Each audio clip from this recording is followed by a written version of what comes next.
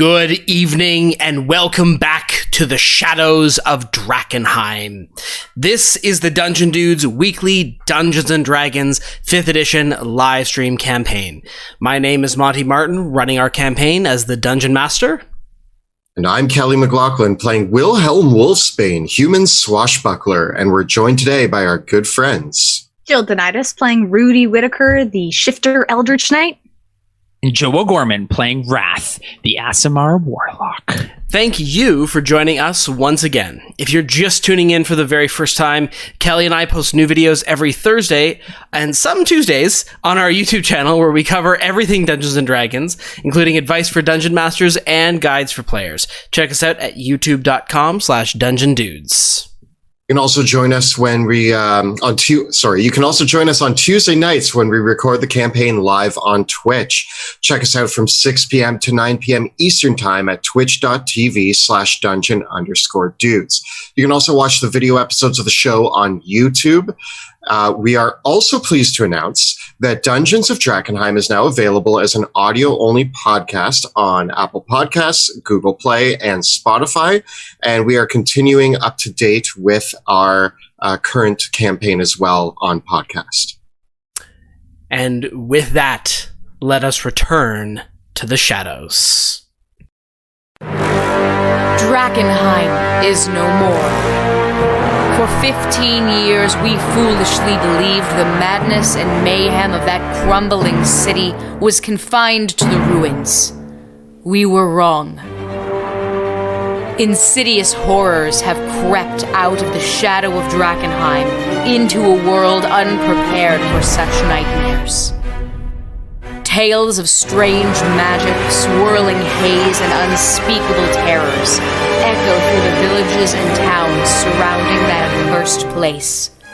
Now, the Dusk Wardens, a new band of heroes, are tasked with driving out the seeping tendrils of the spreading darkness before it takes root.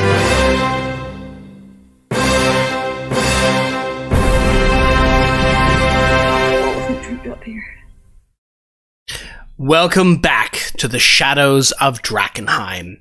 When last we left our heroes, they were continuing their explorations of the caverns and elven ruins deep within found deep within the swamps and wetlands in the southern areas of Westamar. There they have been following the trail of the villagers who have been held in thrall by a mysterious force. Trailing down a dark river and encountering horrific creatures with psychic powers unfathomable and mutated monstrosities, the results of strange transformations wrought upon the villagers of Shaftburg, our heroes have found in the midst several alive prisoners, and from them they gleaned the information of a secret passageway. Opening up this passageway, they look beyond into a strange chamber. It is a long, rectangular chamber of similar construction to the others before it. However, this chamber has been changed by the presence of the creature inhabiting it. For in the center of the chamber, high above a stone slab, where 3 bodies, villagers, lay splayed open as if on an operating table, there is a large sack of pulsating flesh, purple and red and wet and leaking with fluids of black and yellow bile. From fleshy tendrils and tubes coming forth from the sack which hangs overhead betwixt elven arches. These tendrils and like cables reach down upon the 3 bodies that are laying upon the stone slab, reaching in through their ears, their noses, their mouths, and their eyes. A pulsing fluid transmits across the cables. Whether it is going in or coming out, it is difficult to say. Though these 3 people their skin has turned sallow and pale, though they appear to be otherwise unharmed aside from the affliction racking over their faces. A simple cheesecloth is strewn across each of them. As you see closely, they are all breathing still. In the midst of the room, hovering a few inches above the ground, though, is an emaciated humanoid form. Its skin is a sallow, sickly purple, and it wears a cloth that shimmers with starlight lightly over its form. Its head is drawn long, like a cephalopod.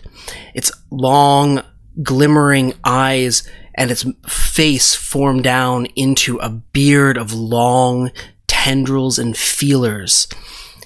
It regards you as it turns to regard you as the doorway slides open, but the expression on its face is blank and unreadable. The skin, rubbery and sweaty, stretched across the bones underneath. What do you do?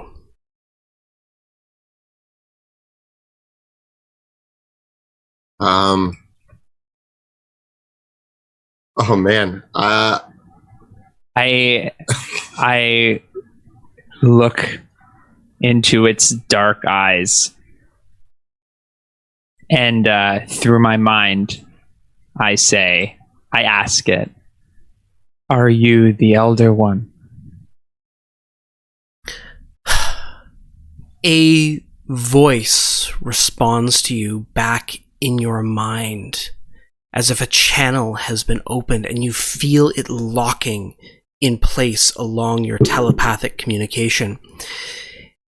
You feel a flood of information overwhelm your mind, as if the psychic channel that you normally communicate on doesn't have the raw bandwidth to accommodate the slew of communication coming towards you. The creature's head tilts slightly to the left as this psychic exchange begins. And through the noise of information, you can hear the forming of words. They are rudimentary, basic even. The lowest and simplest words that can be conjured, as it responds to you in your mind. I am called Elder One, Dream Drinker, Thought Slaker, Mind Eater. And it continues using these similar words of thoughts and minds and dreams, as if in the process of trying to tell you its name, it cannot communicate a single thought that encapsulates all of what it calls itself. I think it knows the combination to my luggage. It got in there pretty deep. This is the one we've been looking for. I draw my sword. Wrath in your mind, it says, you are open, eyes are open, flower open, grow, look towards light, sun. Again, the words are coming at you in your mind like through a cavalcade of psionic noise. And these impressions hit upon you as if it is piecing together the smallest bits of meaning that it can transmit across the psychic channel that your mind can handle. And through that all, two words begin to form. Greetings, salutations. It is telling me things that I don't understand. It speaks in so much information, almost like we have a link open. Anything you can gather from it? Something about growing light. It must hide down here. Maybe it chooses to stay away from the... I don't know, but it must know what these brain things are. It is the devourer of minds, it called itself. This is nonsense. If it's speaking to you in your mind, it's playing tricks on you. We came here to kill this thing. We came here to stop this thing. It opens up its arms and hands and places its long, spindly fingers. Each individual finger is almost 8 inches long, sectioned 6 times. They can curve bendwards, backwards, and forwards as it brings its hands in an impossible formation around its forehead. The echoes of its psychic communication begin to crystallize in your minds too, Rudy and Wrath. And you just begin to hear, partially in your own voices, partially as if the communication is pulling out your own bits of your own internal monologue and memories of words, and trying to just find bits of meaning to put them together into a sentence that you can understand. And all that comes into your minds is, what have you come here for? We've come here to save this town. Why are you here? What are you doing with those villagers?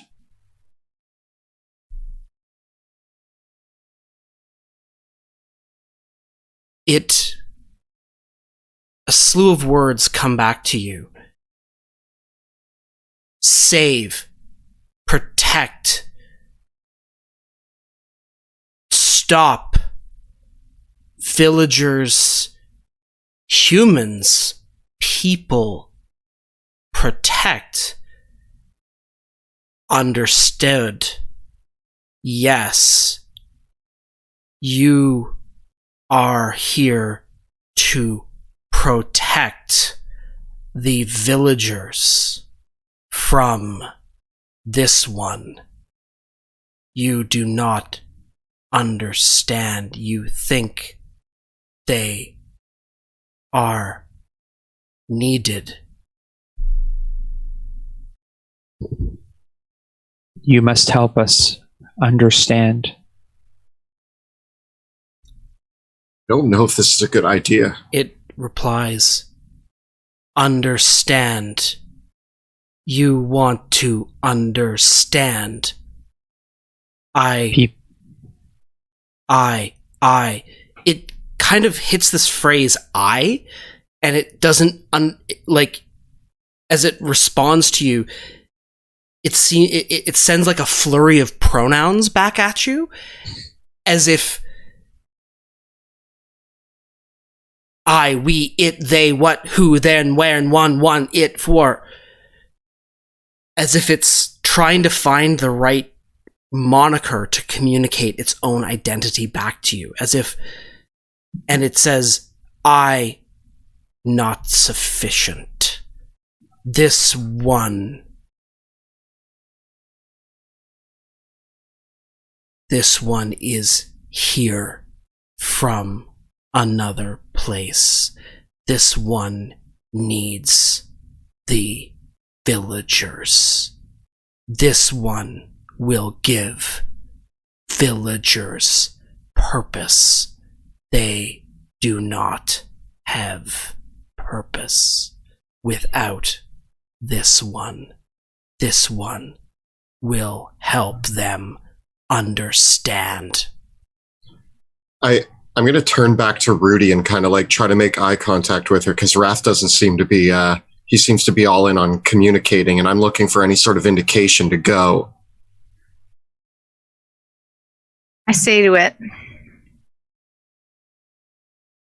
now you may be one of whatever you are,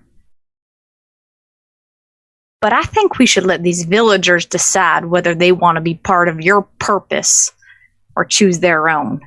It is not up to you to come in here and tell them what they need to be part of.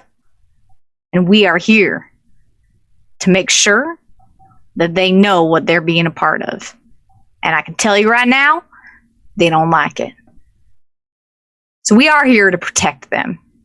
We are here to stop their connection. I don't know where you came from or what you're doing here, but it's got to stop.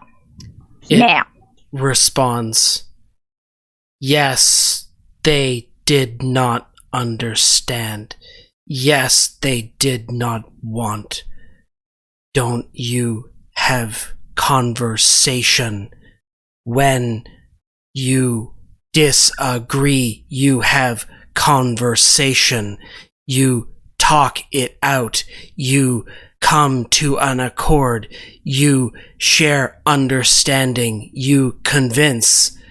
I will convince you. I will, yes, this one will convince you. This one will make you understand. This one will make you understand. This one will talk it out with you. And it reaches its hands forward as it levitates higher into the air. This chamber is only about 20 feet in height, so it can only hover in the mid-ground. Wrath, Rudy, I don't want to talk to this thing. I don't think this is going to go the way we want it to. We came here with a purpose. It is getting into our heads. It is a horror from beyond the stars. Wilhelm, language comes in all shapes and sizes. You want to talk to this thing? It's been kidnapping villagers and I said language. I didn't say talk. Wrath, where's Bruce? Bruce is kind of at my feet. He's kind of like walking on my feet. And I want to approach. I want to kind of walk into the room. Kind of like looking up at this floating entity.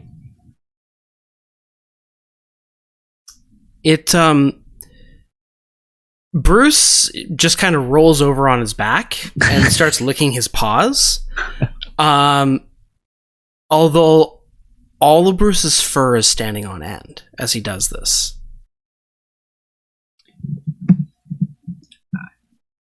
Addressing the creature. Why the villagers? Why not animals?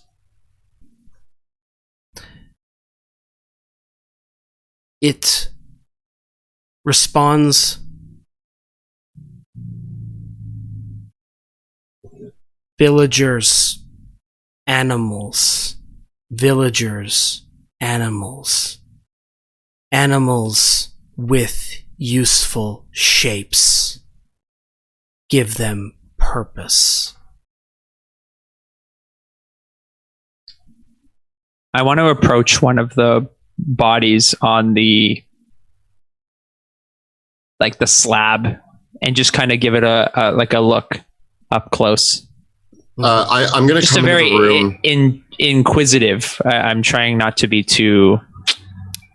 I just want to keep my eyes on it. That's all I want to do. I come into the room to keep my eyes on it while Wrath goes about his business, and I have my sword pointed at it.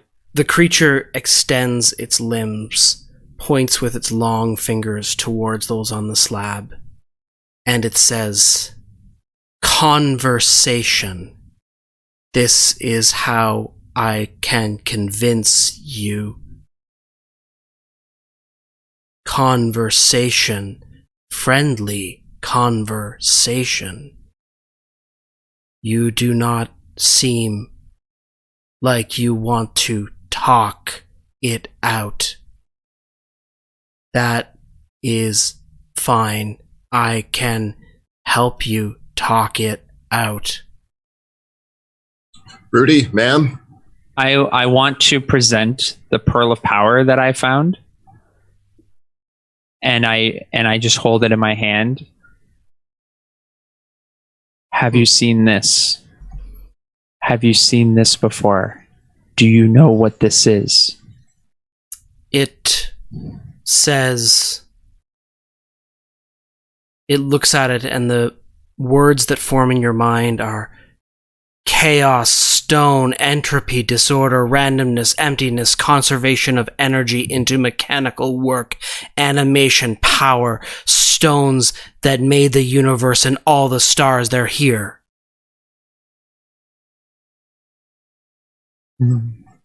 Wrath, what's your plan here? Stones come through the wall of fire on the other side of the land of sleep and dreams, where it is always night. Leaves the hole, makes it easy to come here again.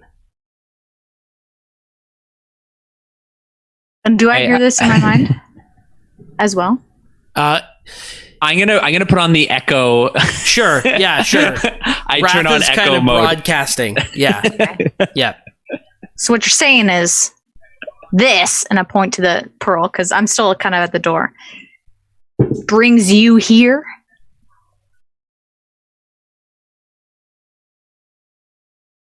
It looks at the stone and looks and regards back towards you, and it says, and it responds, "This made possible for this one to come here." Are there more of this one elsewhere? No, there are others like this one, but not more of this one. Are there more like this one coming here?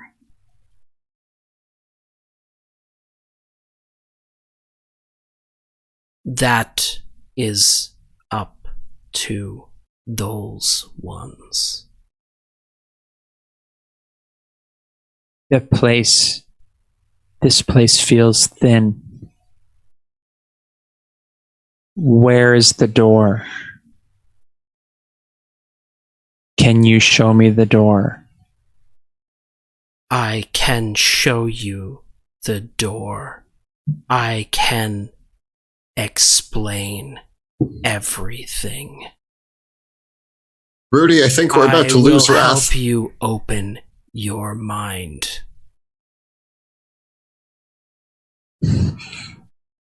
Are none of us going to act?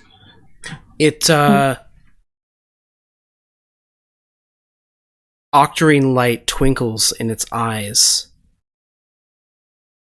and billowing power begins to radiate out of its hand as it draws its arm towards Wrath.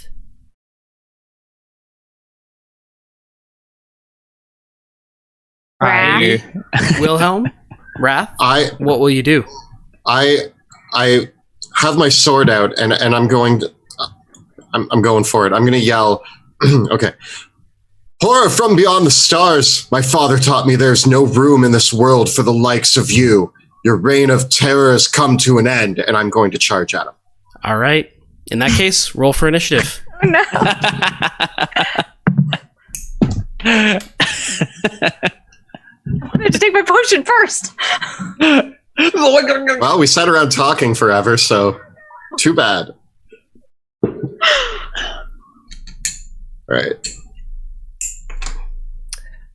Okay. Rudy, what you got? 9. Okay, Wilhelm. 25. Okay. That's the charging. And Raph? I like to see 16.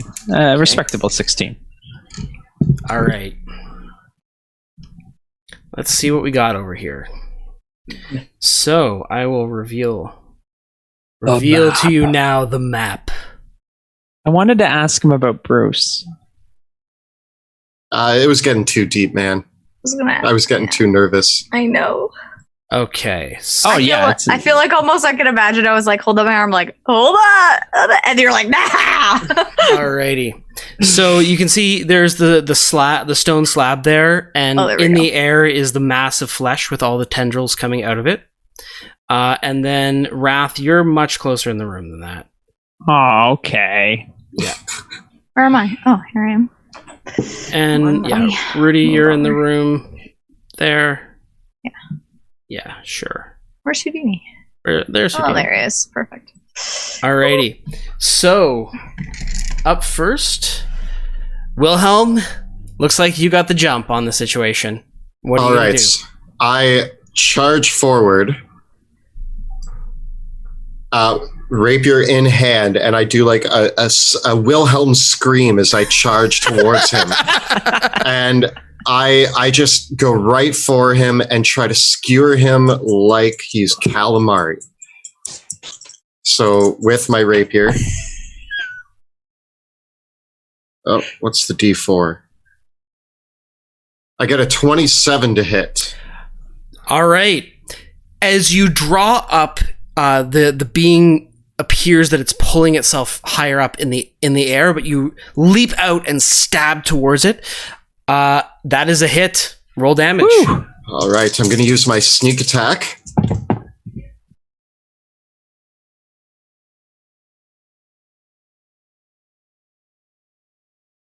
Oh, only 17. Okay. 17 damage.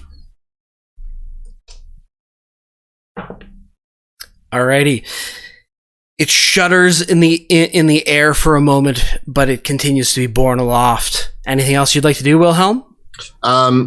Using my fancy footwork, I guess I can't actually go that far. I moved 20 feet, so I'm just going to back up 5 over against that wall. Okay.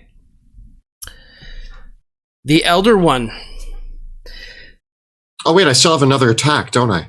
Yeah. Sorry. Yeah, you would have your bonus action. Forgot that. Okay, go for it.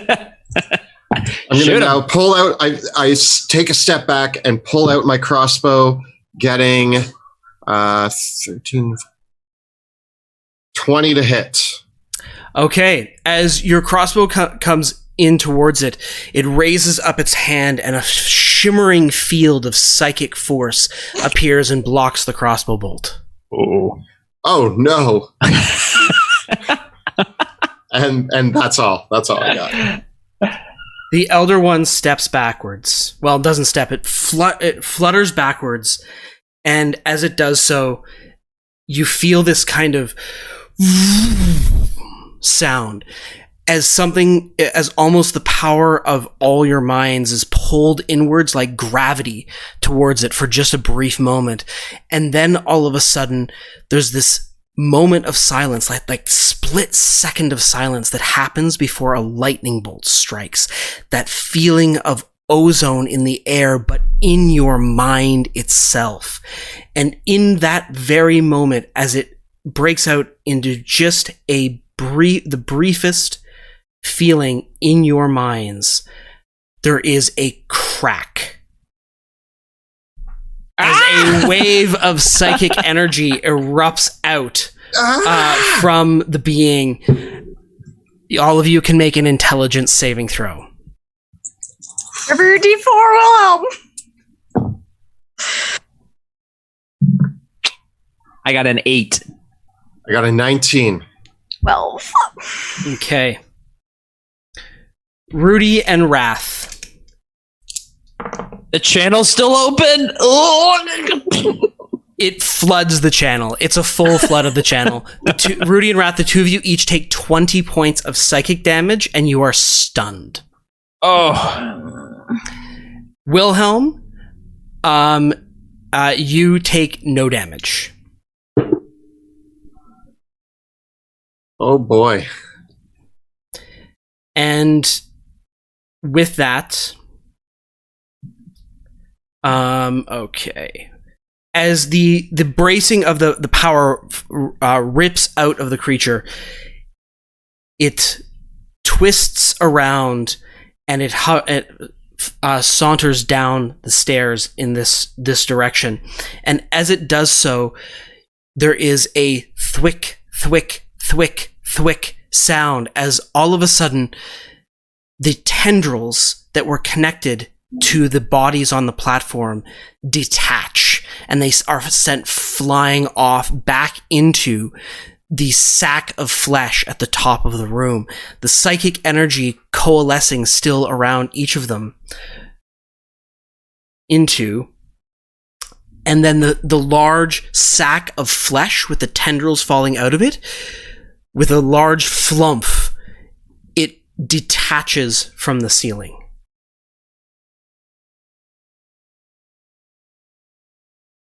Well, that's not good. And as it does so, one of the enthralled villagers begins to stir off the table, and as it does so, its flesh rapidly changes and melts, the tendrils bursting forth from its own skin. Wrath, it's your turn. I am stunned. I'm stunned by the whole process. You can repeat the intelligence saving throw. Woo! Big money, big money, big money, big money. 4. You remain stunned. It's all about those raw dice rolls. Can Bruce do anything? Bruce should actually make an intelligence saving throw, and so should Houdini. Oh, Bruce got a 13. Okay, Bruce has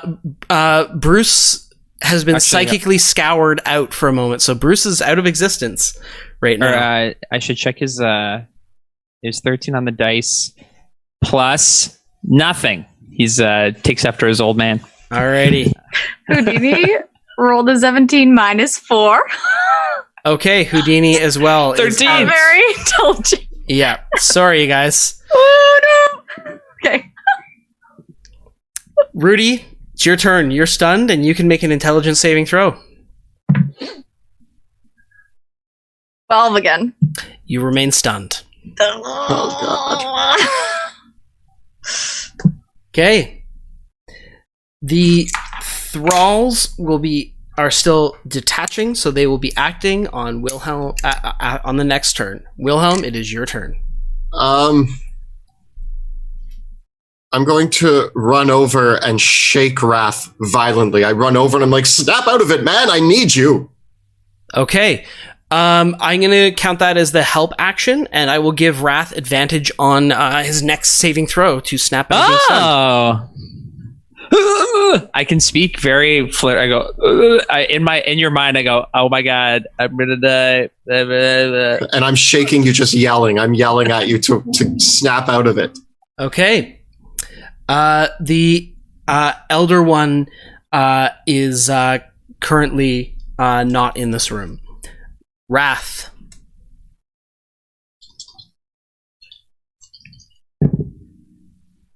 I get a 13. You get a 13. You still remain stunned, buddy. Bummer. Oh wait, and then Bruce gets an 11. Rudy? 17? You snap out of it. Okay. And that's one action, right? Yep. That's saving throw happens at the end of your turn. Oh. So, yeah. Okay. Darn it. Okay. I wake back up and I'm like, what darnation happened here? Okay. You just see me violently shaking Wrath. A bunch of monsters around. Okay. The mass of flesh and tendrils hovers in the air towards you, Wilhelm, and one of these horrific fleshy tendrils reaches out towards you, getting a 15 to hit. That hits. Alrighty. It's going to be a total of 8 points of piercing damage, and I need you to make a Constitution saving throw. I'm going to half that damage. Okay. And a Constitution saving throw. With your D4. 16, yeah, with the D4, 16. Yeah. All right. You are not paralyzed. Oh, good. I enjoy not being paralyzed.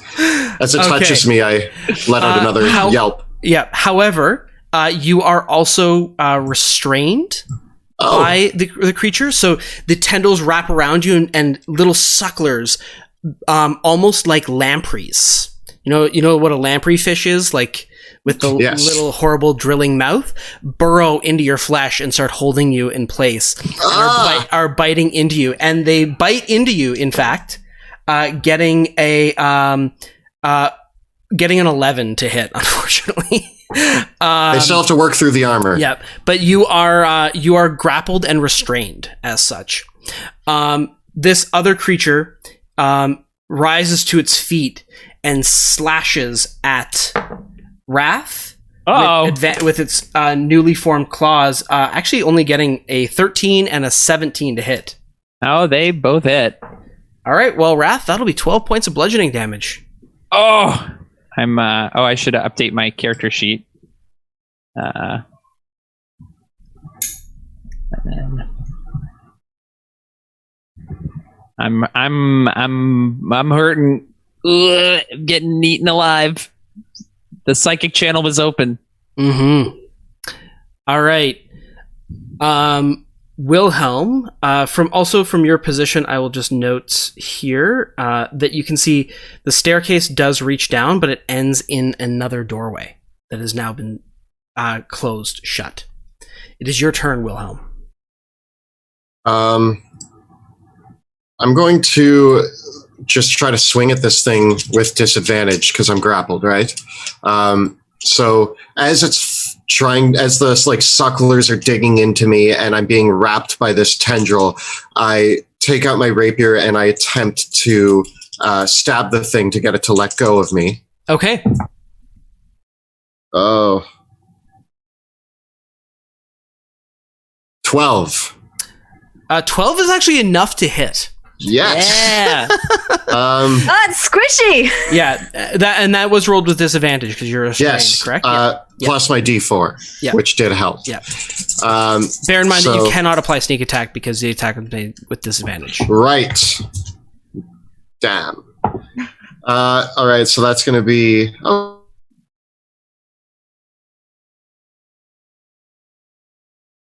Oh, did we lose Did we Kelly? lose him?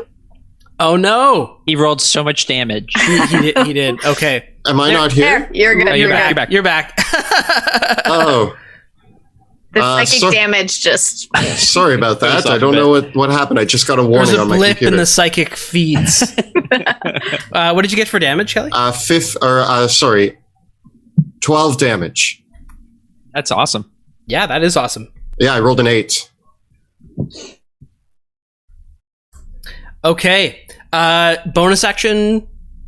I guess while I'm being flung around in horror, I will attempt to also shoot at it.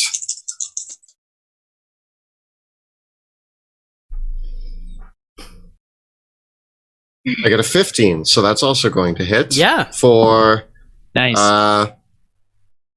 9 damage. Woo. Okay. All right. You can feel a presence watching you, as if it is still connected to your minds and aware of you all. And the psychic message says, "There is no need to resist. It is already too late." Wrath, it is your turn. You're still stunned, eh? Oh, yeah, but not for long. I get an 11. I'm very sorry. You were just freaking out with psychic power. Bruce gets a 15. Well, the thing is that Bruce and Houdini were destroyed by the psychic damage. Oh, yeah, so they're gone. They're not even actually here. I take Bruce's 15. Yeah, Bruce, you should have. Through the power of Bruce. Okay, all right. So I'm intellectually drained right now. Yeah. It was a big day. Yeah, it was a big day. Rudy, it is your turn. Okay. To this message of it's already too late, I say, you know what? Psychic thing. It's just the nature of the beast that we don't give up. And I use my action to take a potion of invulnerability. So for a minute, I'm resistant to Are you still under the potion of the effects of the potion of terrorism? Yeah! Alrighty. Well, I need you to roll me a D100. Woo! There we go. Is that 3? Okay. Oh no! I hate it when I roll low. Let's find Generally speaking, lower isn't better, but that's just from what I've learned about D6s. Yep. Maybe it's different on the wild magic table that I haven't Do the potion's effects apply before the wild magic surge happens? Is that it? Yeah, are the effects instant? Let's find out. It might be important. At least I'm far away from you guys this time. Okay. Well, so you rolled a 3? Yeah. Okay. Yeah. You kill the nearest mine. the 0, 0 on one, and then a 3 on the other. Right? Well, the result of that is you go to drink the potion of invulnerability, and it collides magically with the mix of the potion already in you, and it makes your blood boil. Oh, fun. And instead of acting as a potion of invulnerability, you're just gonna take 15 points of necrotic damage. Cool. Oh. Cool. So I don't get that potion. Cool. No, I'm afraid not. Well, it was worth a try. Okay, so then on my bonus action, I'm going to use my second wind and heal that back up. Okay. It's going well, guys. It's going well. And that's 13 back. Cool. So we really lost 2. And then I'm going to action surge. Okay. And I'm like, well, that didn't work. And then I just move. How far can I move? Oh yeah, I can reach this thing. Go towards this crazy brain right over here, and I'm just gonna wail on it twice. Nice.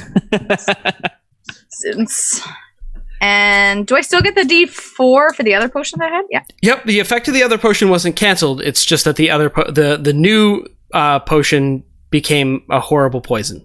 24 to hit. A hit. Oh yeah.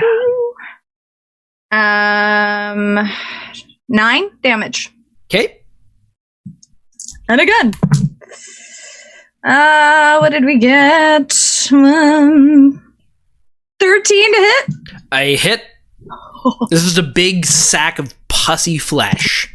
As you cut into it, sending gray matter and a disconnected tendril flying out, and it suckles on the ground. 8 damage. Okay. Okay, these creatures. So another one of the victims on the ground is beginning to rouse up. But this other one here is going to... it's going to grab Wrath.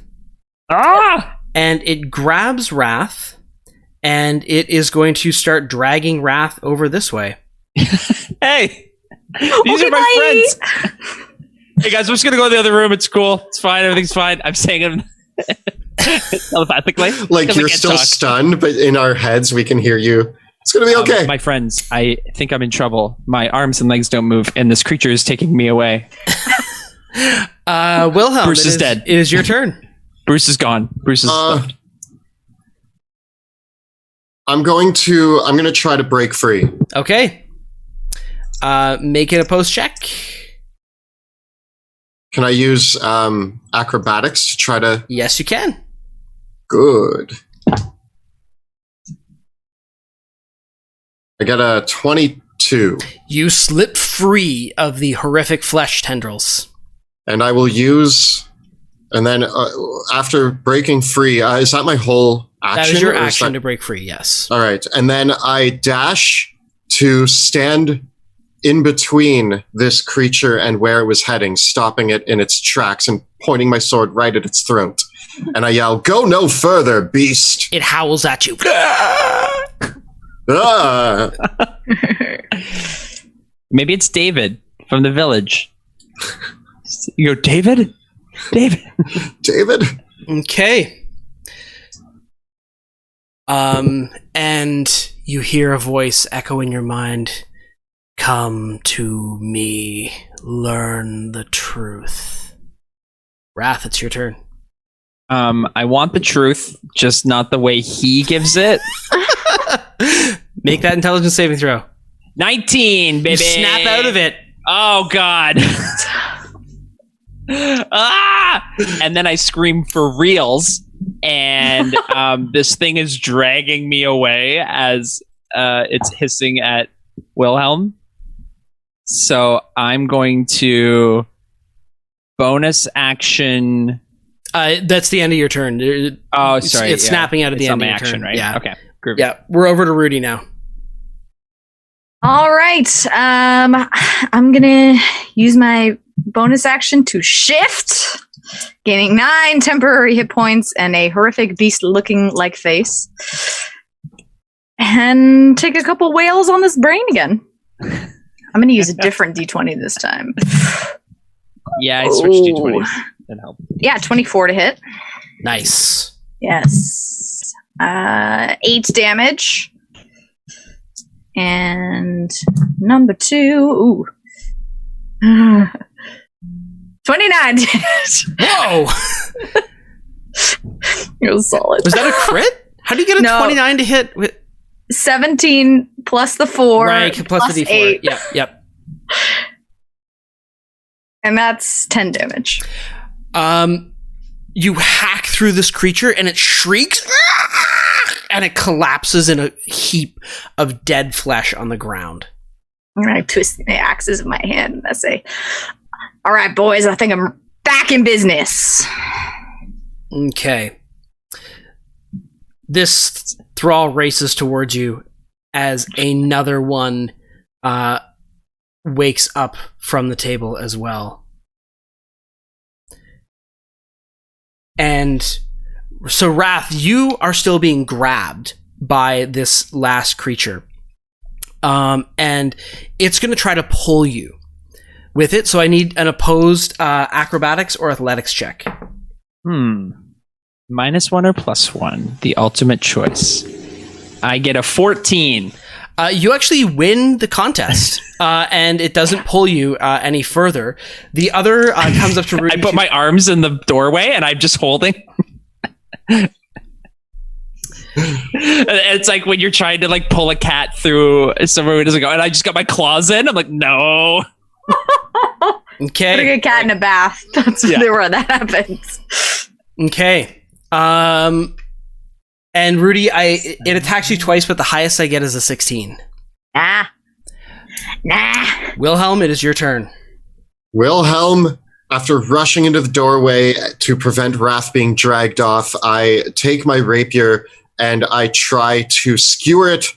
It's holding Wrath, right? It was trying to, and it still is. It was trying to drag Wrath. Yeah, Wrath hasn't broken out. Wrath hasn't broken out of its grab, but it did prevent. But Wrath did prevent it from pulling him.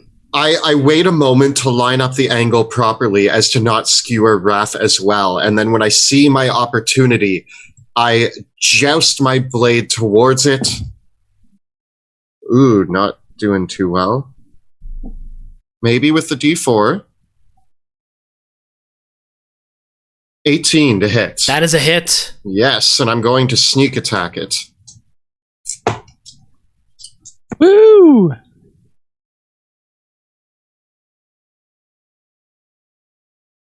doing 15 damage. Nice. That leaves it bloodied. And then I take out my crossbow and attempt to fire a shot into its face.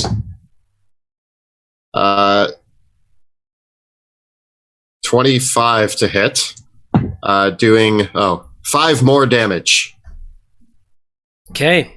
And then I back up towards the door at the bottom of the stairs. Okay. The door behind you slides open. Uh-oh. As I take a step back to ready my next attack, the door slides open behind me, and I just go, "Oh dear." Behind you. And behind you, floating ahead, is the creature. No! And as the door opens up behind you, it simply reaches out with its feelers and grasps at your head, getting a 19 to hit. No! Wow! Ah! Wilhelm, I get sucked into the darkness. you take 15 points of psychic damage, and I need you to make an intelligence saving throw. Oh no! I'm going to half that damage. And I'm going to make my intelligence saving throw. Ooh, good. 25. You are not stunned, but you are grappled. So is it just like sucking on my head? Yes, is it like it tendrils? is, and as it does so, it is sending waves of psychic energy that are trying to overwhelm your senses. I let out the perfect Wilhelm scream, which I can't do properly. Ah! That was my attempt. That's good. It's drool. There's all this psychic drool coming down your face. The horror! And you can feel the tentacles of its feelers, and you can sense that in the midst of them there is this lamprey-like mouth, and from that mouth are sliding out several smaller boring tentacles that are like probing the back of your skull, trying to find the softest part of your head. Raph, it is your turn. Me and this thing are like in a dance, right? It's got me. I'm not getting moved. Yep. Can I move to here? Your speed is 0 while you're grabbed. Okay.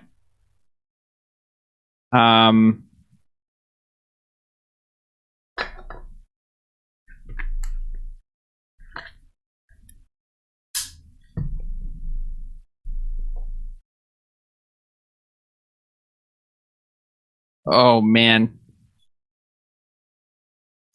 Don't worry. I mean, worry, but don't worry. And so it's an action to get out of it, right? Yeah. I mean, you can still cast spells and do other stuff, but yeah, it's an action to get out. I am going to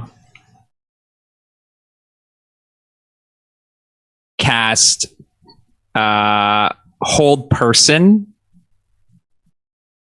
And because I'm casting as 3rd level, I can choose 2 targets. I'm going to choose the thing that's right in front of me and the creature. Okay. The creature is not a humanoid and will not be affected by the spell. The creature, the thrall that is right in front of you still has a semblance of its humanity left and can be affected by the spell. It's a wisdom saving throw. Can I cast it then with another? Can I choose a different target? Sure. Can I choose the one that's beside Rudy? Yeah. What's the saving throw DC? 16 for wisdom. They both fail. Both of them are held by your power, and that releases the grapple on you. And then I'm going to... Oh man. Do I want to get closer? I'm going to go over to Rudy, and that's it. No bonus action for Wrath. All right. Rudy, the creature beside you is paralyzed with Wrath's power, as is the other, and you hear Wilhelm screaming from the base of the stairs. I think Wilhelm's in trouble. As soon as I hear it, with beast-like speed, because I'm shifted, I run over to aid Wilhelm. Okay. And so, in order to remove him, do I have to either move, or is attacking enough to separate them? Attacking is not enough to separate them. You can attack him and hurt him, or you can try to break the grapple out. Wilhelm out of the grapple by using a push or a shove of your own. Oh, rugby tackle it is then. Athletics, I'm assuming? Yes. This would be in place of one of your attacks. It's a shove. And can I use the D4 for it? Yes, you can. Attack? Yes. Okay, cool.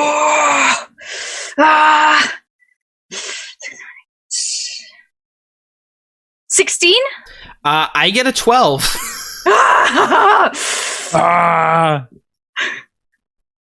Okay, so in that case, you get to push him 5 feet.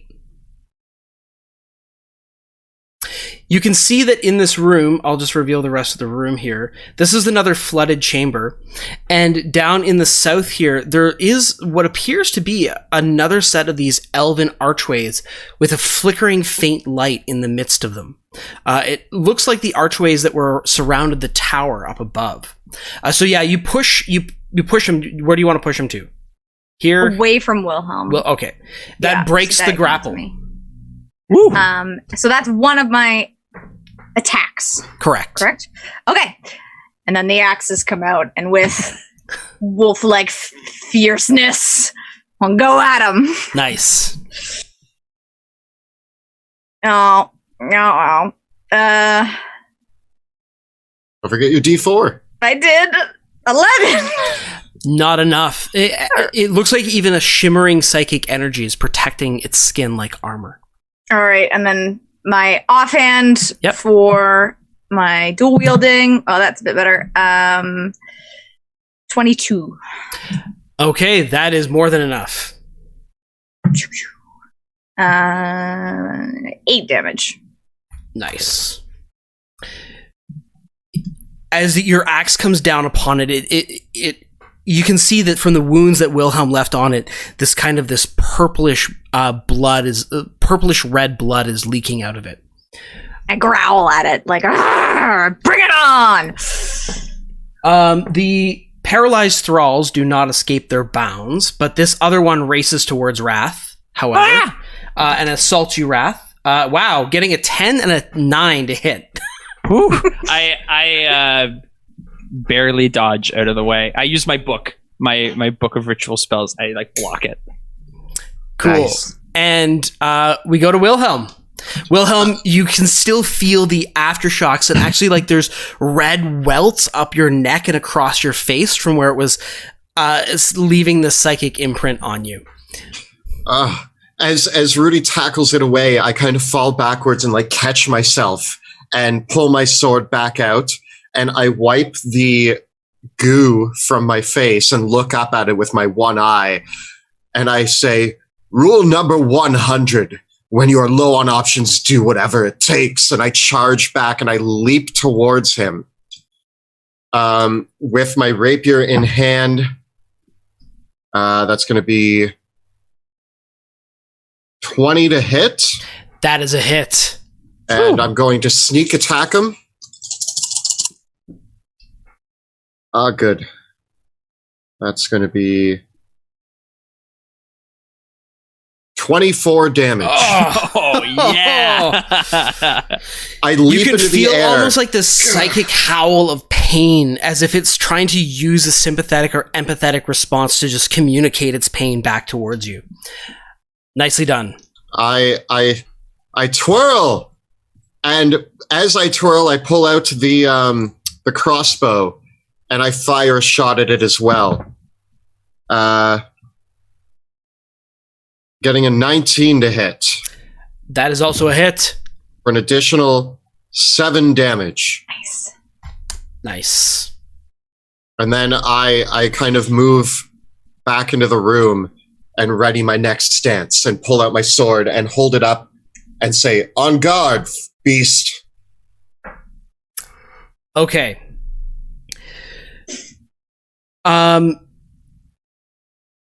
The beast looks at you and looks back, and as Rudy bears down upon it as well, and it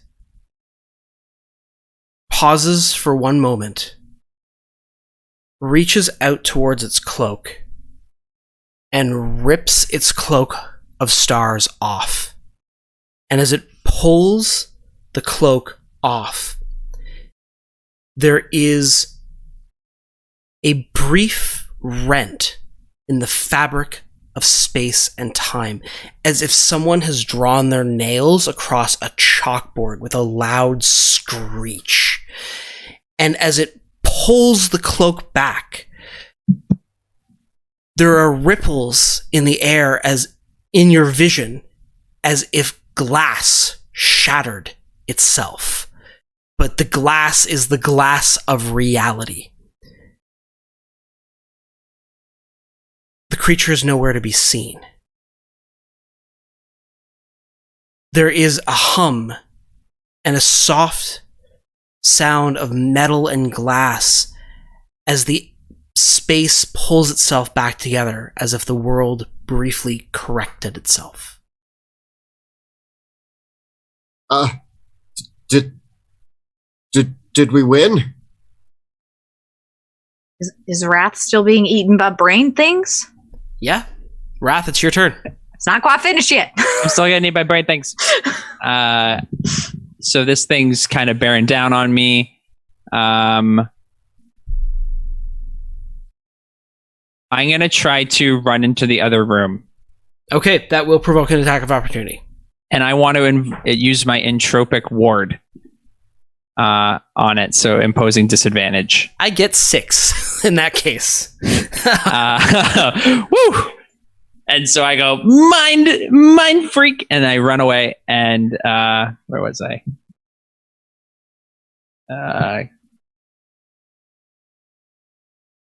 And I'm going to,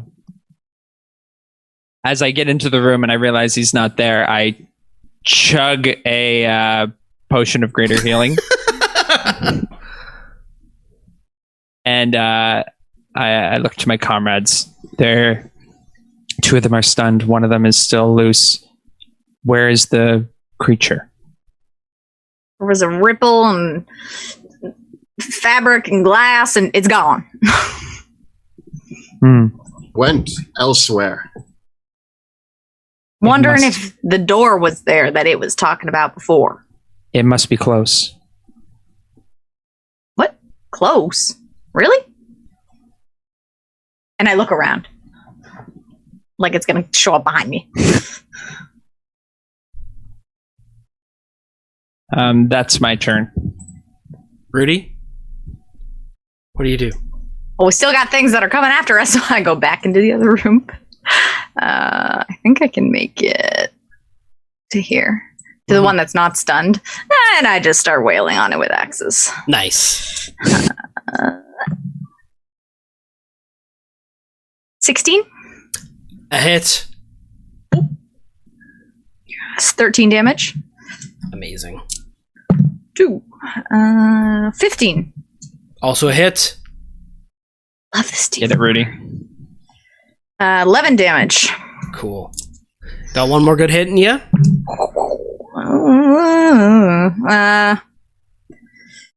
8 plus 13? Not quite enough, but at this point, with Wilhelm coming up next and everything, I think, and these other two paralyzed, I think that you can do with them as you wish. Yeah? I think that's fair. We subdue the villagers. And we Are you going to swiftly subdue them or slay them? They look slayable. Okay. I'm just throwing it out there. You gotta know when to put a sick animal out of its misery, boys. I'm starting to draw the line when they have like claws and are trying to eat us. I'm starting to learn that there is a line here, and I need to figure out where that line is. It's Wilhelm's lesson for this whole adventure. Wilhelm, thank you for saving me. Of course, Wrath. I need you. We need you. You're part of this team. It used a doorway that I've never used before, and it flooded my mind. It controlled every sense of me. I could not break free. It was quite alarming, being so like a prisoner in my own body. Definitely knocked my noggin around too. I felt it. I'm pretty sure it tried to eat me. Yes, you have many red marks on your face. Yes, it was arguably the most unpleasant experience I've ever had, and I feel ill, and I would like a vacation. Do we get vacation time? Was there any discussion of vacation time? I need it. I need some R&R. That's if you survive at the end of our mission, then you can take some vacation time. I need a bath. I'm not doing well, folks. I am in pain and scared. Soldiers in battle do not get vacation, all right? We are in the middle of something going on, and we got to figure it out. So buck up, and I whacked you on the shoulder twice. I didn't mean right now, Rudy. I meant after this is done, I need a vacation. We still have work to do. I'm aware. I point behind Wilhelm and I say, Wrath, what do you make of this strange light going on over here?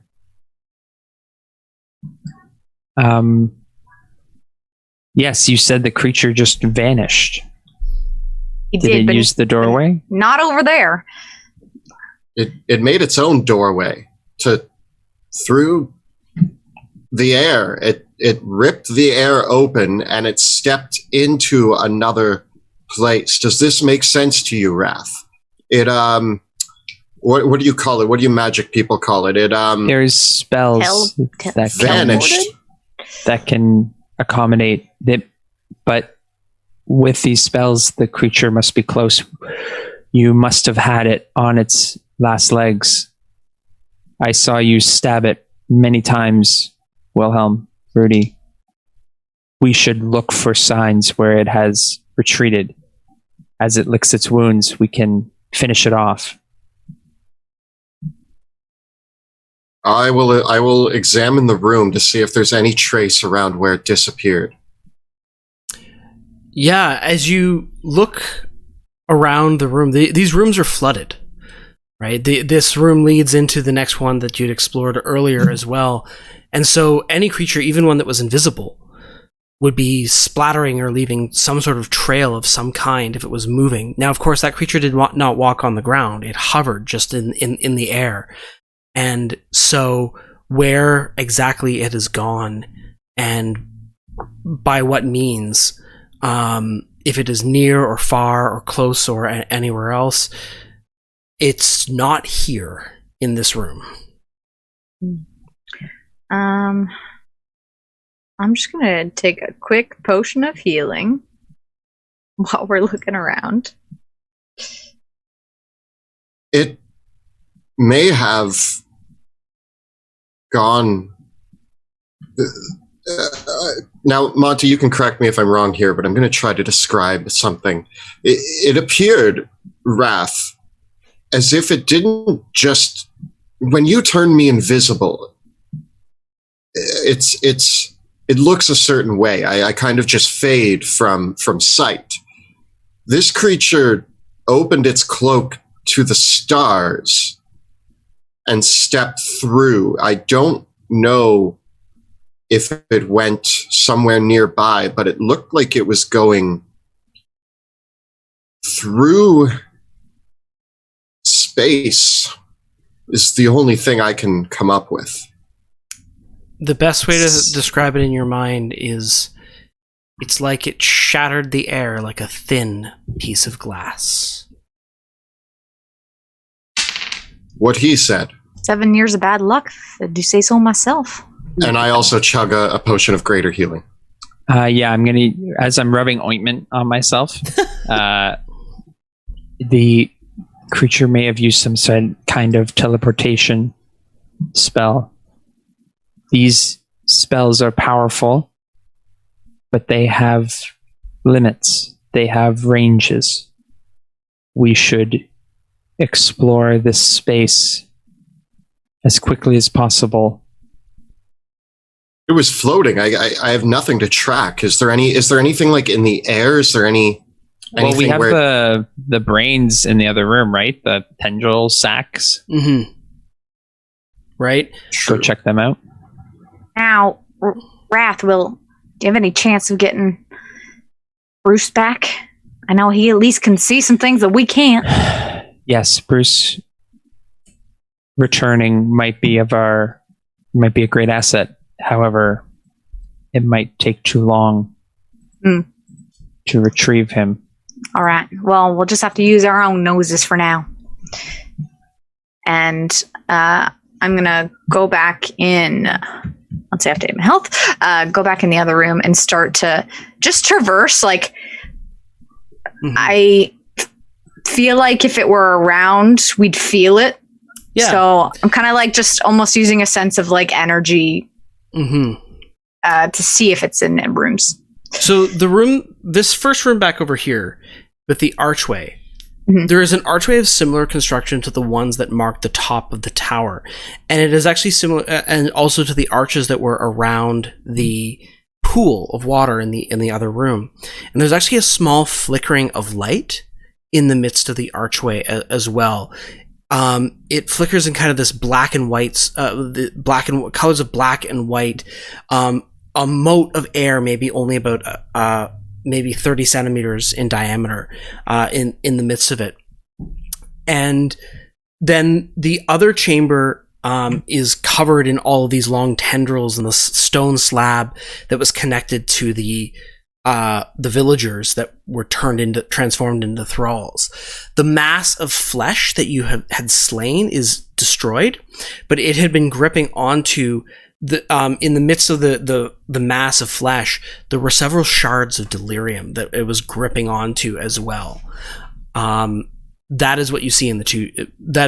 That's the kind of the first inspection that you see in the chamber. There's of course several elven pillars that are holding up both of these rooms as well. These rooms do not appear to have the gravestone markings of the other chambers, but rather murals that depict tales of the elven diaspora. You said around the pillar with the light, you said there was a space of like rippling air? Yes, rippling energy about 30 centimeters across. Is there any stones on the ground? Yeah, there's stones? There's lots. I take a handful and I throw them at that area. Okay, make an attack roll. Just like an unarmed or yeah, just with a strength-based ranged attack. Oh, okay. 18. You hit right in the middle of the energy, and there's a flicker, and the stone is gone. Wrath, Rudy, doorway. You may have found the entranceway, and I'm going to approach the 30 centimeter flicker and attempt to put my hand through. Oh boy! Okay, the flickering as you come forward towards it, you can actually see that there's a bit of an edge to the flicker, and it's changing its size. So sometimes the flicker is 30 centimeters wide, sometimes it goes down to maybe about the size of a pinhole, and it's flickering about several times, perhaps even as much as several times in a second. But as you get very, very close, you can see that there's an image within the flickering itself. I look back at my comrades. Thank you for protecting me. And I try to push my hand through the flicker. There are moments when the flicker is wide enough for your hand, and there's moments where it is not. Make a dexterity saving throw. You're gonna lose a hand. 8. Okay, you place your flicker, your hand up towards the flickering, And as you do so, you reach out forward with your fingers, and you begin reaching your fingers through, and in that moment, it sears shut, and you lose all 4 of your fingers. Ah! There's just like the nubs of them, and they're just completely gone. To where? To the knuckle? To the knuckle, basically, of your first of the fingers as you reach out. It closes, and it's not even there's not even any blood. It's just like your fingers just stop. I'm gonna grab Wrath and immediately start wrapping. Like I tear a piece of my cloak off and I start wrapping it around your hands, and I'm just like, you this is idiot! Unfortunate. I just assumed you knew what you were doing. Oh, your hand! We need medical attention. I need more ointment. I walk up to him and in my best like mom voice that I have, and I say, "Now, Wrath, we don't go sticking our fingers in places that we don't know what's going to happen to them. This is why, all right?"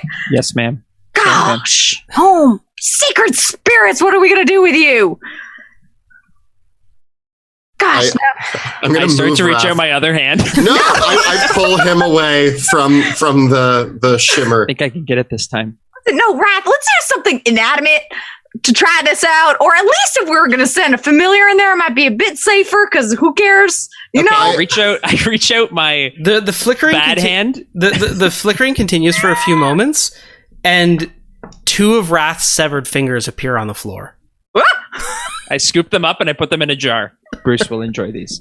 And I reach out my bad hand, but I turn it into a mage hand, and I start to try to pass it through the flickering. Why did you do that in the first place, Wrath? I'm just pacing back and forth behind you. The mage hand reaches out, and the moment the mage hand contacts the energy, it dissipates as if dispelled.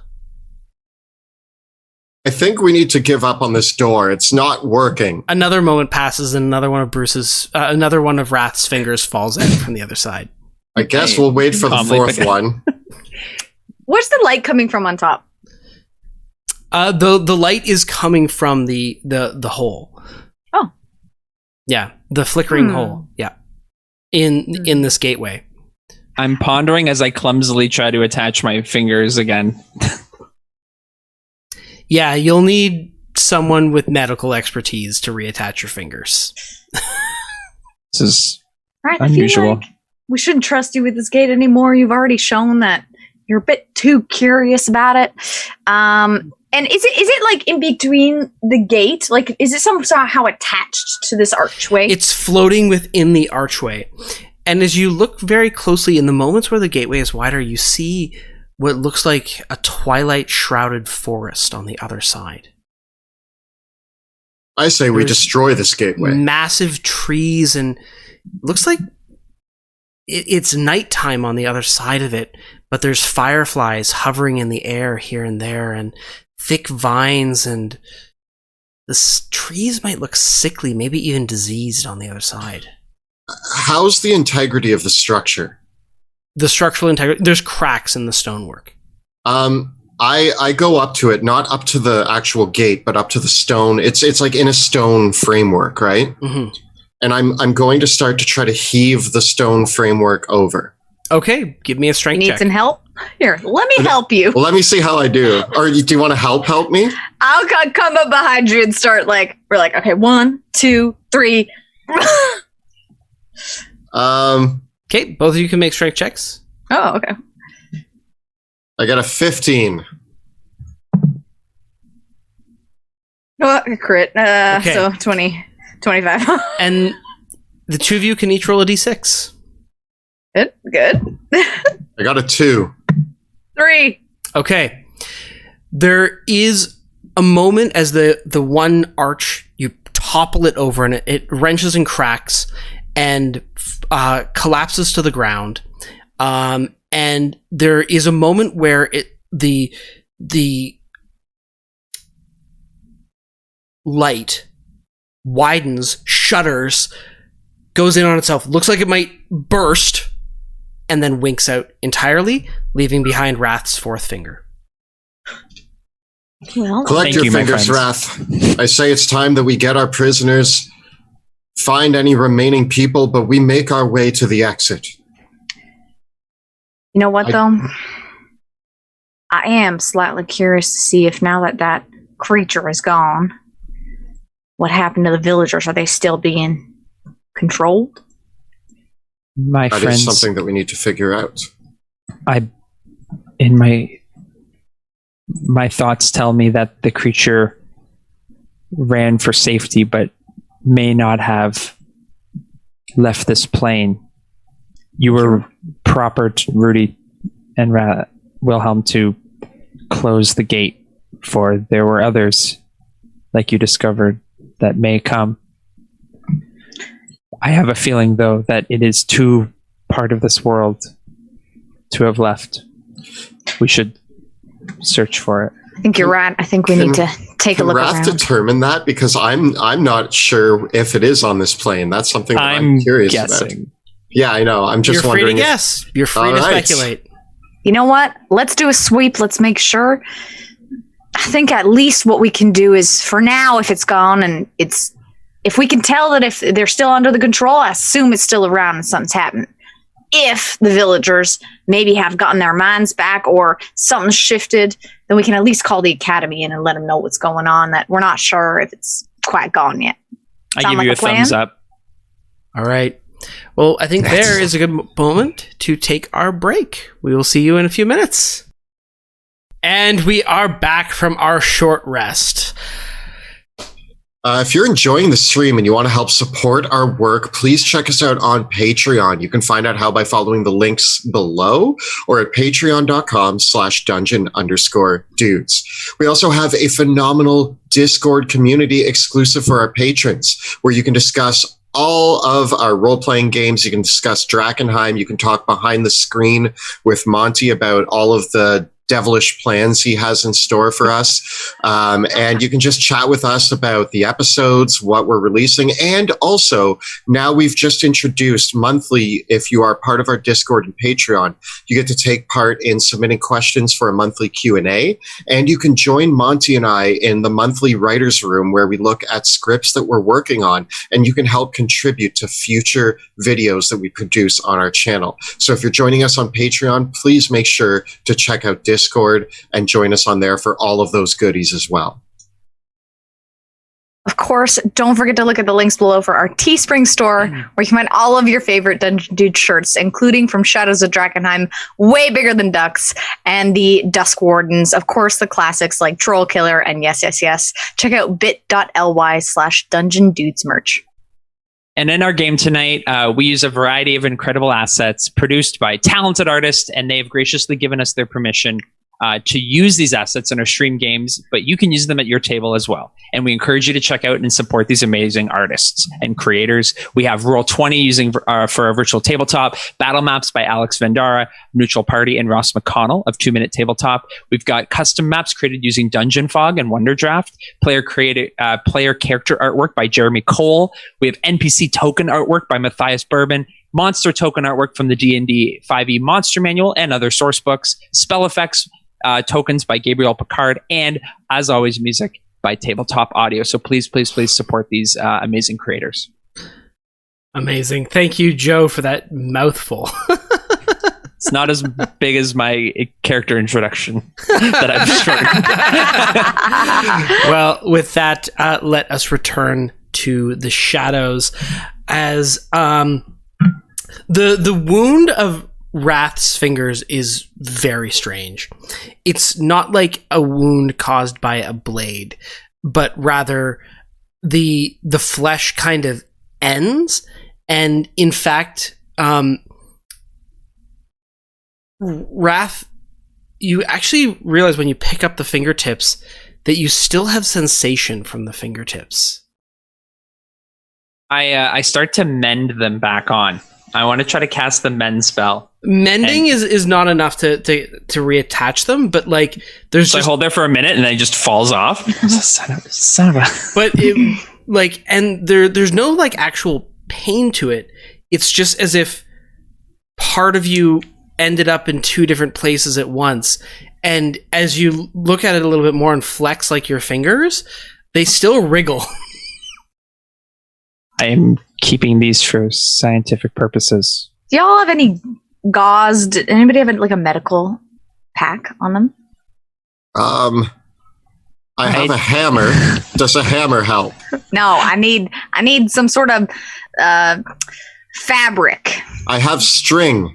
I don't think you're realizing the potential infiltration benefits of having fingers that can move and detach from one's body.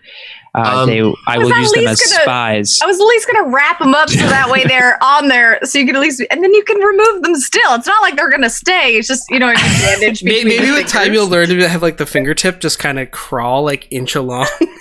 Like a thing, a thing sort of. I kneel down and I'm going to open up my thieves' tools, and I'm like, I have string and pliers. I can perform some really poor surgery if you'd like. Let's keep them detached for now. I think there may be some benefit in having them not fully. I'm putting them in jars, like 2 and 2, and I'm keeping them for scientific vials. Yeah. For scientific purposes, I need to examine these. This is fascinating research. Those that usually lose limbs to other dimensions don't have the opportunity to get them back. With time, this will become a significant thing for us. All right, but once we get some gauze, I'm at least going to put them back on. They might be a little bit longer than you're used to, but just to give you some semblance. Is it the right hand or the left hand? I think I led with my right, but I'm ambidextrous. It's fine. It's canon. I think we should go back and check on those prisoners, and we should start preparing to bring them and that treasure we found back to town. All right, and we'll keep an eye out for the villagers to see what we can come across, because there's a few of them still lingering around here.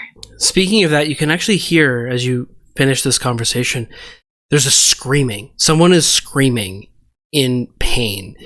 It's a man's voice, but it's wretched and awful, as if someone's screaming out from actually having lost a limb entirely. The echoing screams are coming from this direction. I start to run through. Yeah, I start to follow. Mm-hmm. Running up over here, here's what you see. There is a small break in the wall here that leads up to a passageway into a cavernous area that connects back towards the river itself, actually. And along here, surrounded in a grove of fungus and some what might have been at one point underwater plants, is Hans, one of the men from the village that you captured, actually one of the original prisoners that you'd taken way back when. And what you can actually make out, though, with just a glimmer as well, is that there's a little bit of stonework, a wall along here, as if it's brushing up against some other room from here. Hans is on the ground. He is tearing at his own skin. He's torn off his shirt and is ripping at his own flesh. And he's actually clawing at his own flesh in chunks here and there. And there's welts that are appearing in blisters. And he is grabbing at his own face. And in fact, at one point, as you rush into the room, he tears at his own face, reaches into his own eye socket, and rips out one of his own eyes. He is writhing on the ground, screaming and screeching in pain. And does it look like he's like boiling or rashing? So he's clawing at himself. You said there was welts on him, right? Yeah, and as he does so, he's clawing in towards his other eye now, and he's starting to say, he's crying out, get out of my head! And he's grabbing at his ear, and he rips and rips and rips at his ear. He's pulling out throngs of his hair, even ripping into his own mouth, like he's trying to get at something that is inside his own head. Rudy, I think you are the most equipped surgeon we have. Please help him get it out of his head. I mean, I don't think I would be able to get it out of his head without killing him, but I think we need to put him out of his misery. Are we sure we can't save him? This is the best way. Hans was, I believe you heard it earlier, Wilhelm. He was beginning to go through they described it as a changing process. I go up to him and I say, and I grab him as he's kind of thrashing around, and I'm like, I'm sorry, sir. I'm going to make this quick. And I put him out of his misery. All right. He's dead. Oh. Can't hear you. I can't hear you, Monty. He is dead. I suppose we do what's necessary. I step back from it and say, is there anything crawling out of his head? No, nothing.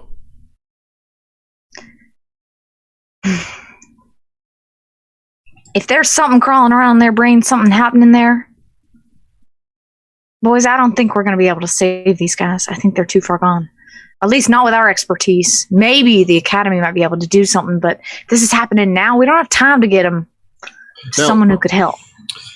Hans was the furthest gone. He was changing. They even said that. Some of the others might have been okay enough that perhaps they've been vacated of their ailment. So we do this on a turn-by-turn basis. As we see them, if they are screaming and clawing at themselves, perhaps there's no other choice.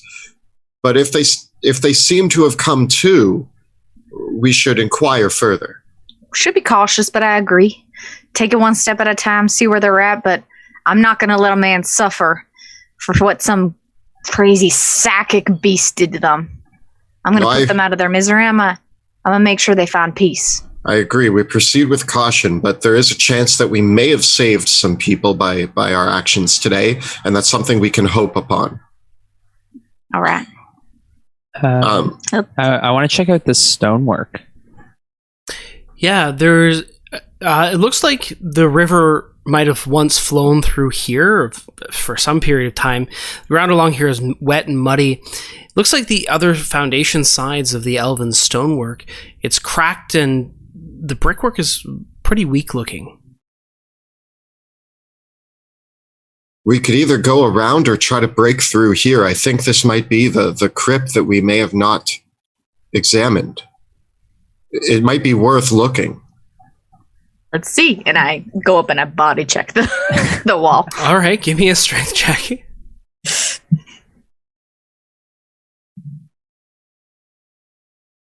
And has the hour passed yet? I just want to know when I can... Not yet, no. Okay.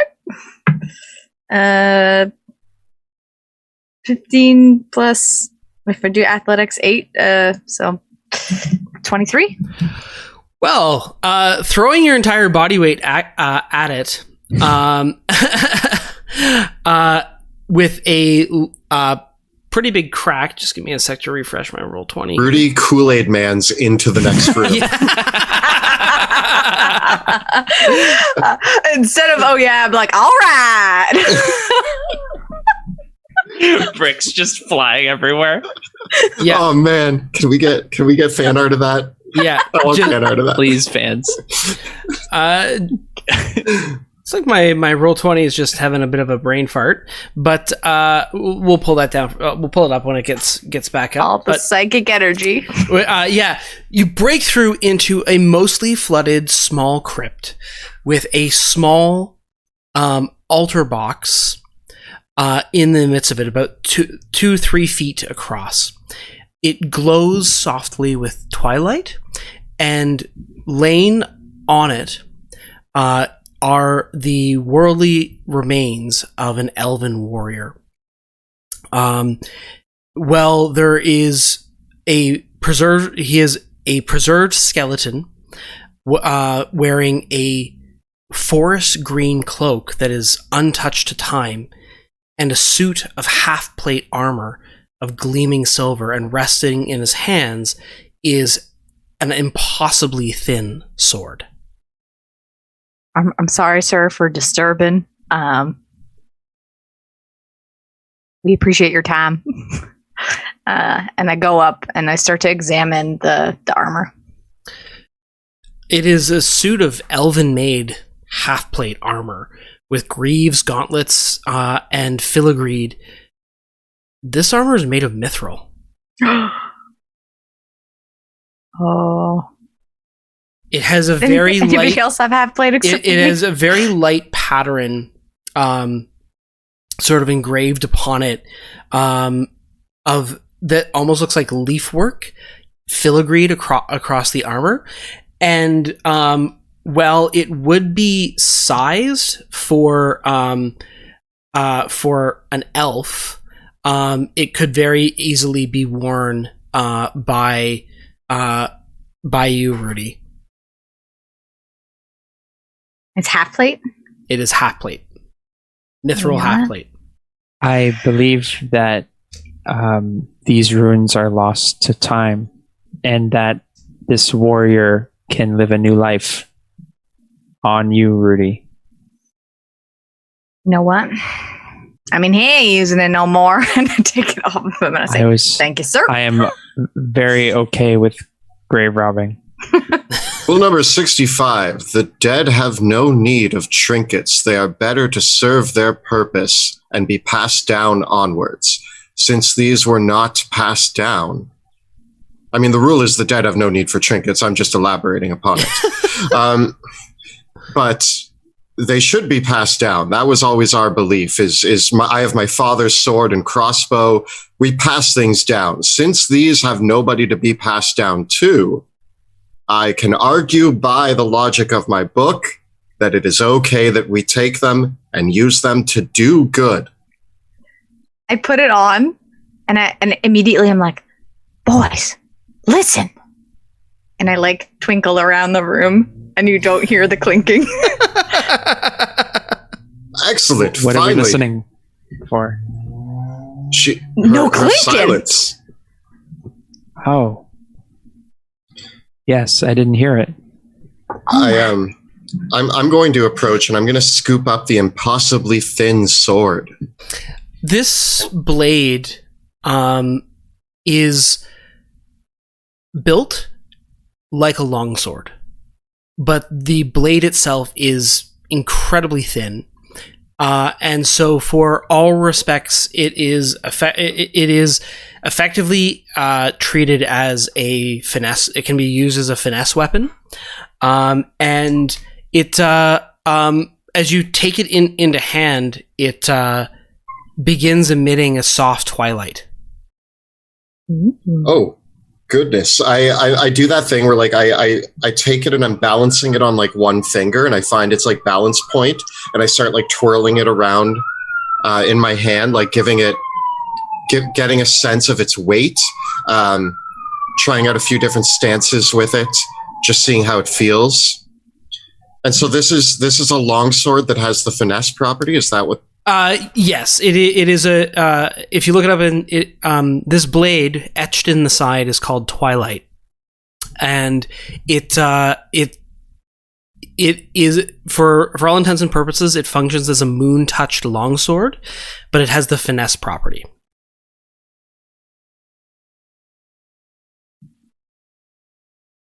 Cool. Cool. It sheds light. Oh, Yes.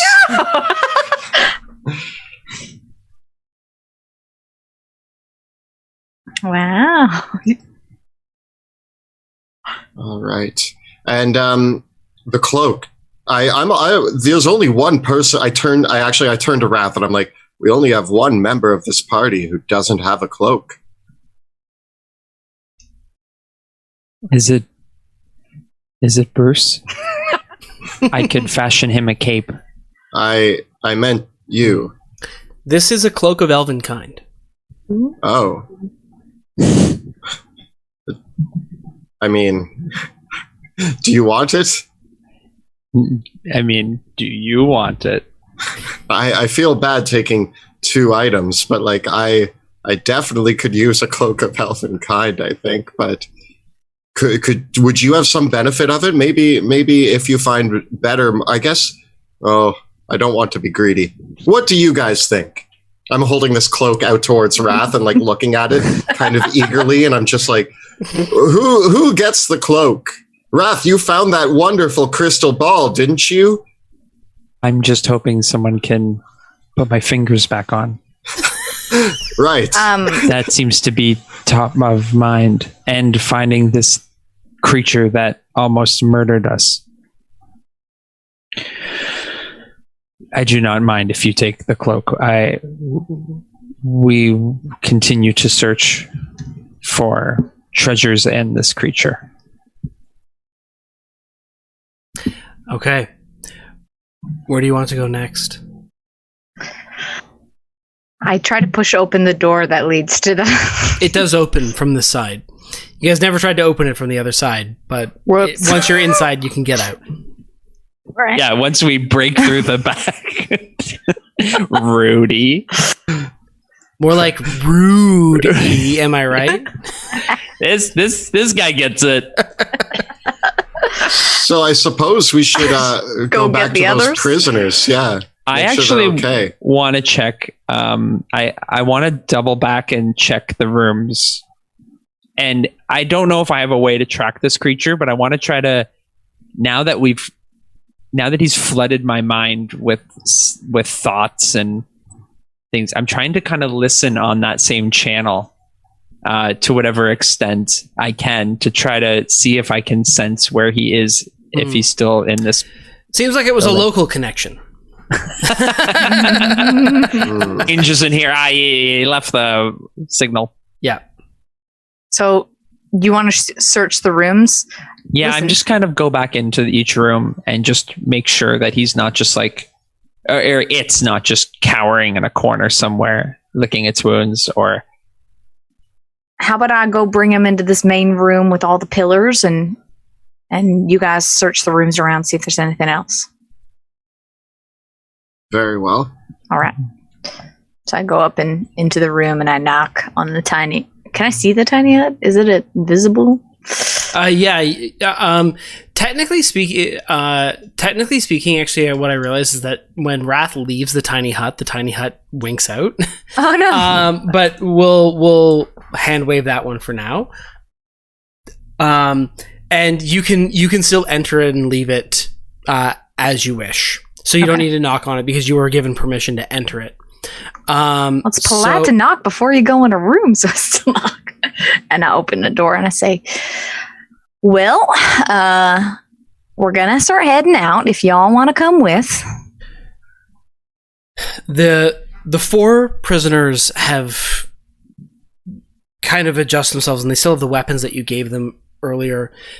Again, the four of them are a half-elf woman. She has kind of this curly black hair and dreadlocks, and black. She's black as well herself, and she has a noble bearing, but you can tell that she's not used to being stripped down to her skivvies. She's used to wearing probably much finer clothing than this. She still has a few like you can actually see that there's divots in her fingers where she might have once had rings on. And she's probably no older than 30 herself. With her is a dwarven man. This is Goddard Goldbeard, who befittingly has a bright orange-yellow beard with kind of these big, over-exaggerated mutton chops. And then there's two other porters with them. Essentially, they're servants, Reese and Oleg, man and woman themselves, both who the two of them are attentively listening to any order that Verona gives. And so Verona, as you enter the room, she says, thank the flame, you're back. Is it safe to leave?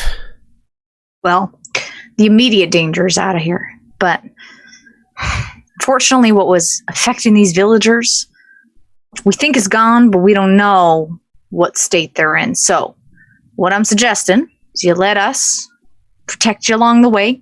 We keep quiet, So that way we don't cause any more tension to come to us.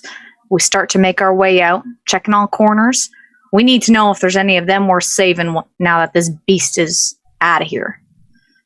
So, you stay with us, stay quiet, and we'll get you out of here in a jiff.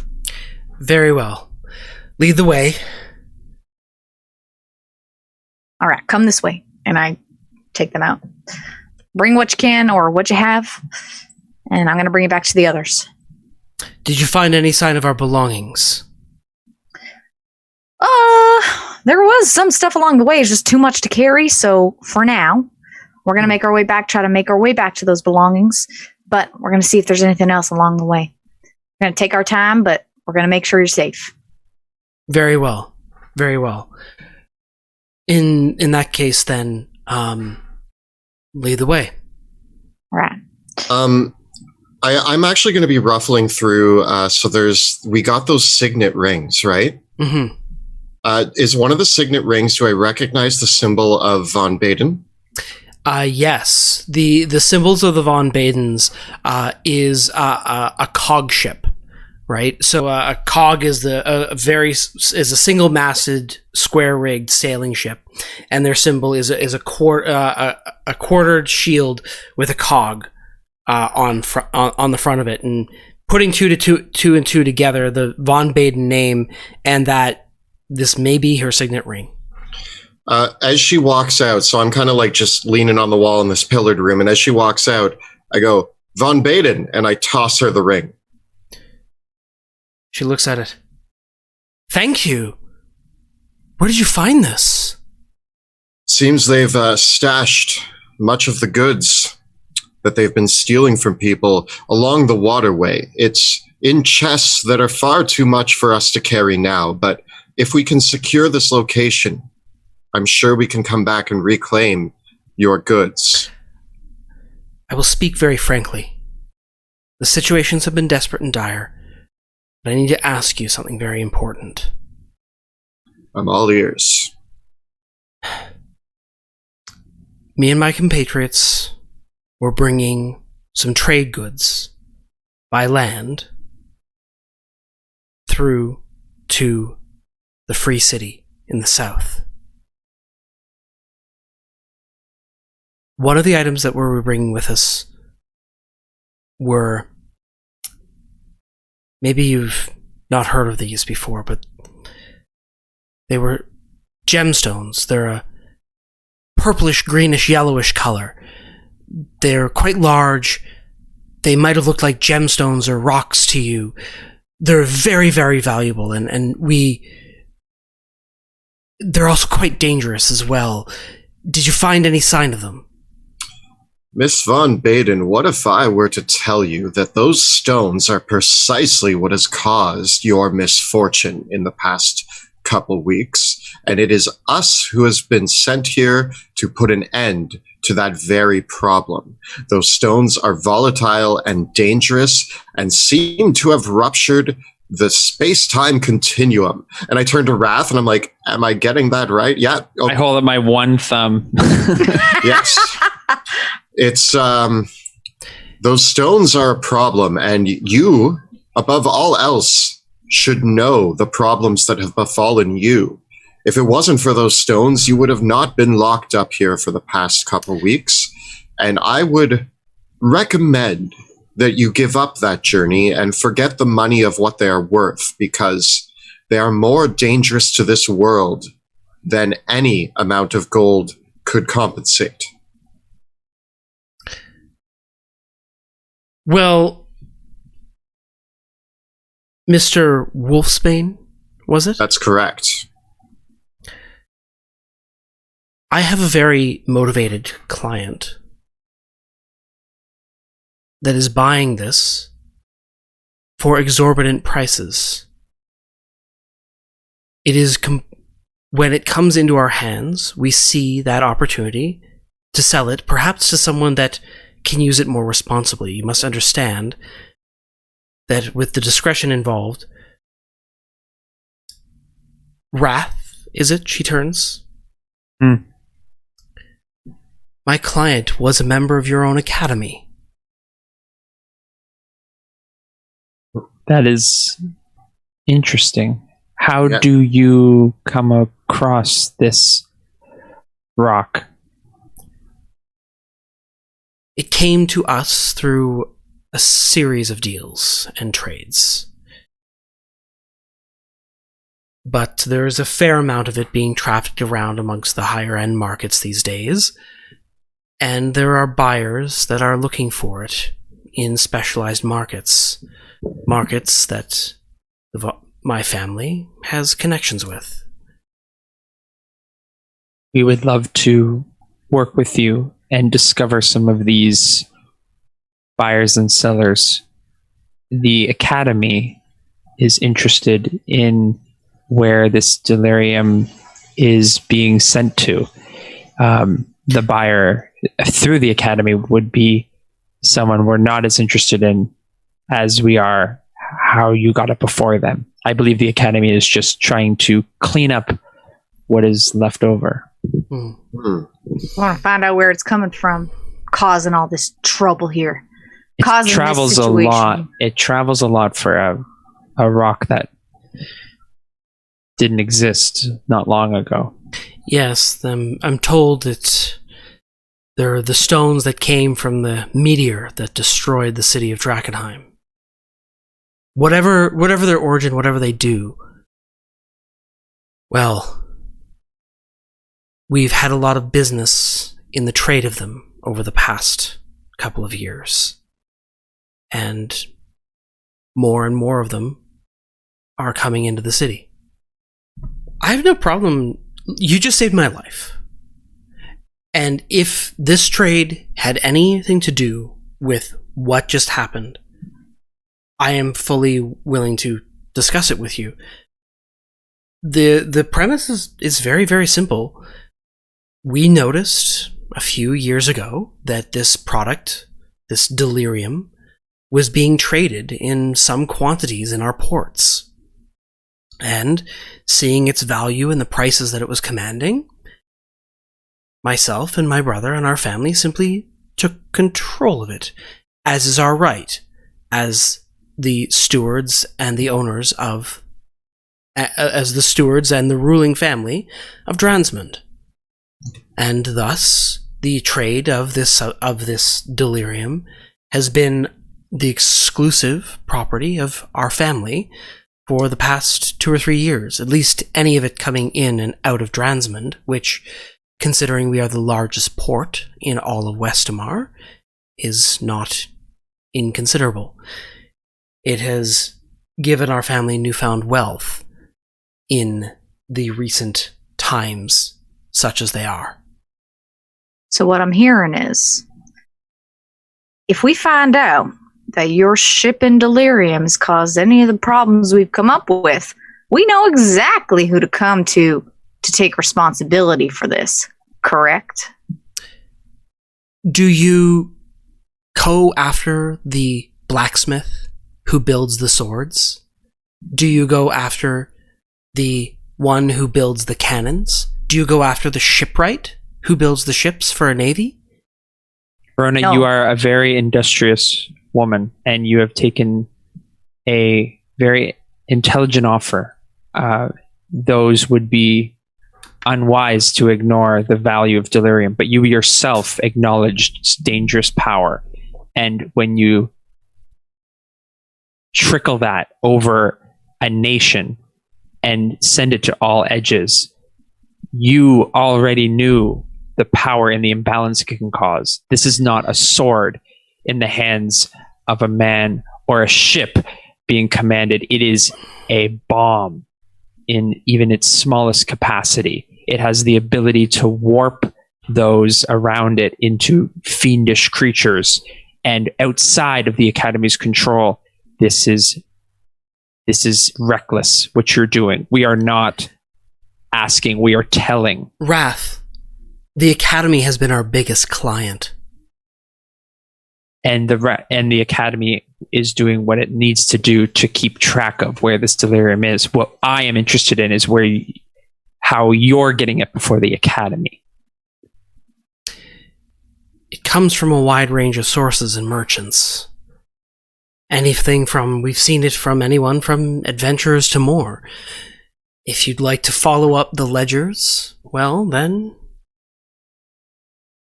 you're welcome to stay in Dransmond. If this is any respect that I can give you, you've saved my life. And if you want to know where this is coming from, who is providing it to us, well, there's dozens of different sources. Most of what we sell goes right back to the Academy, but there are other buyers. I would urge you to rethink these other buyers and keep this rock, as you sometimes describe it. I'm sure you're quite good with words when it comes to under or overplaying the severity of the situation. We need to know these other people who are players.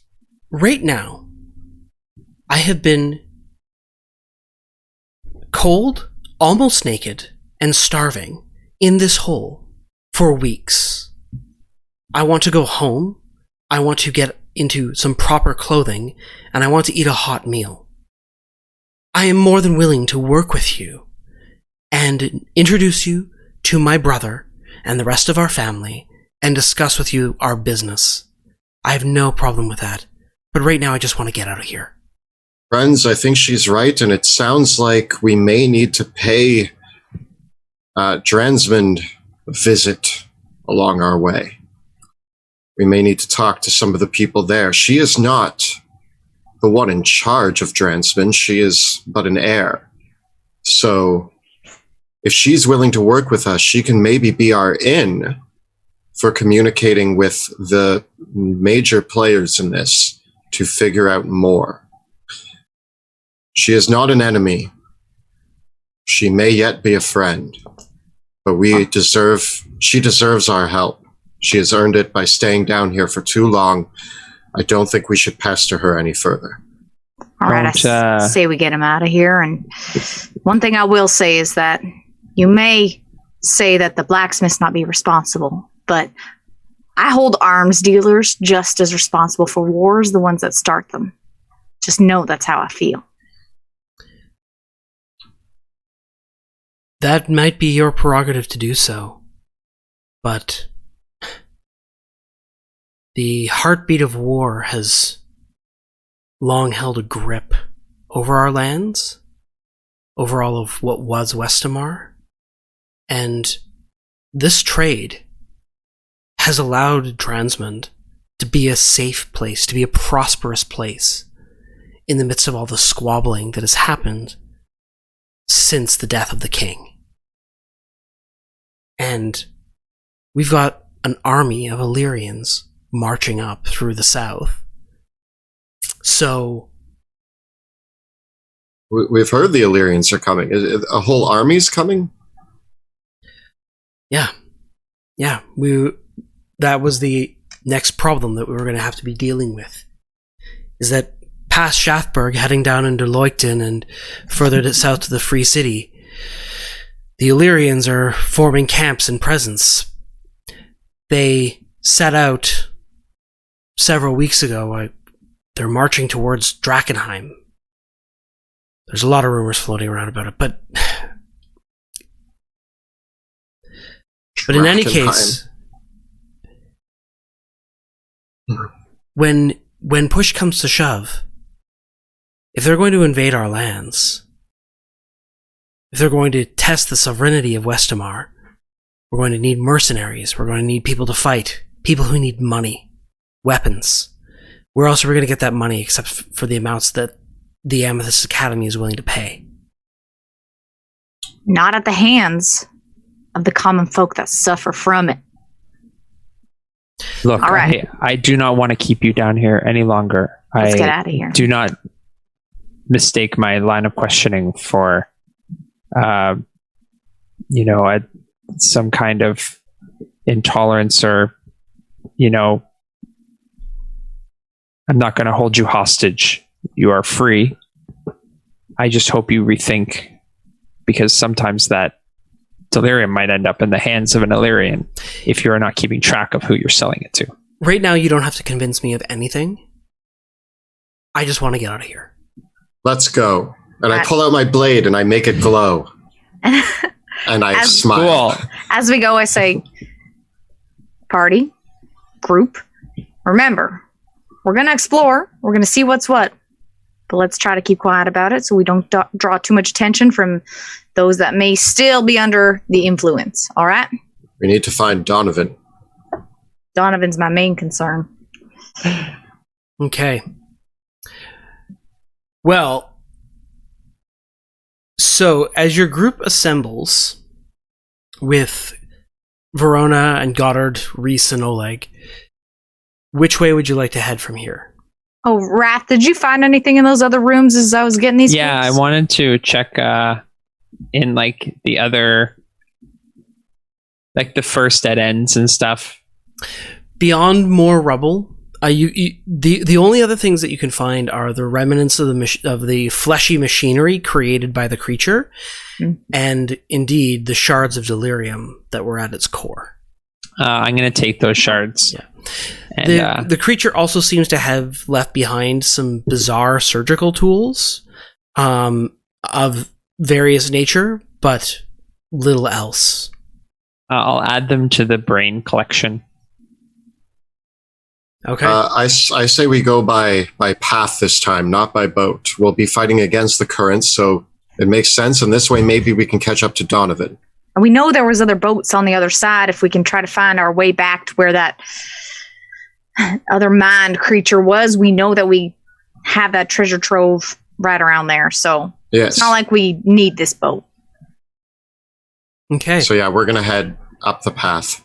Back towards the lake. Yeah. Okay. Wilhelm, do you want to lead the front or the back? Wrath? I can lead. I will sneak up and spy upon the lake and see if our friend is still there. Also, probably at least one of us with dark vision should also sneak. I have a glowing sword now. I am better than I was before. Which friend are you looking for? The thing in the lake is what I was referencing there. Yes. Not an actual friend. Okay. Which way are you going to go? Up this path here. Okay. Back towards the lake. Is that where that leads? I don't know. Yeah, I We assume didn't. so. What's up, Joe? We didn't kill it. So No, we didn't. Nope. So Okay.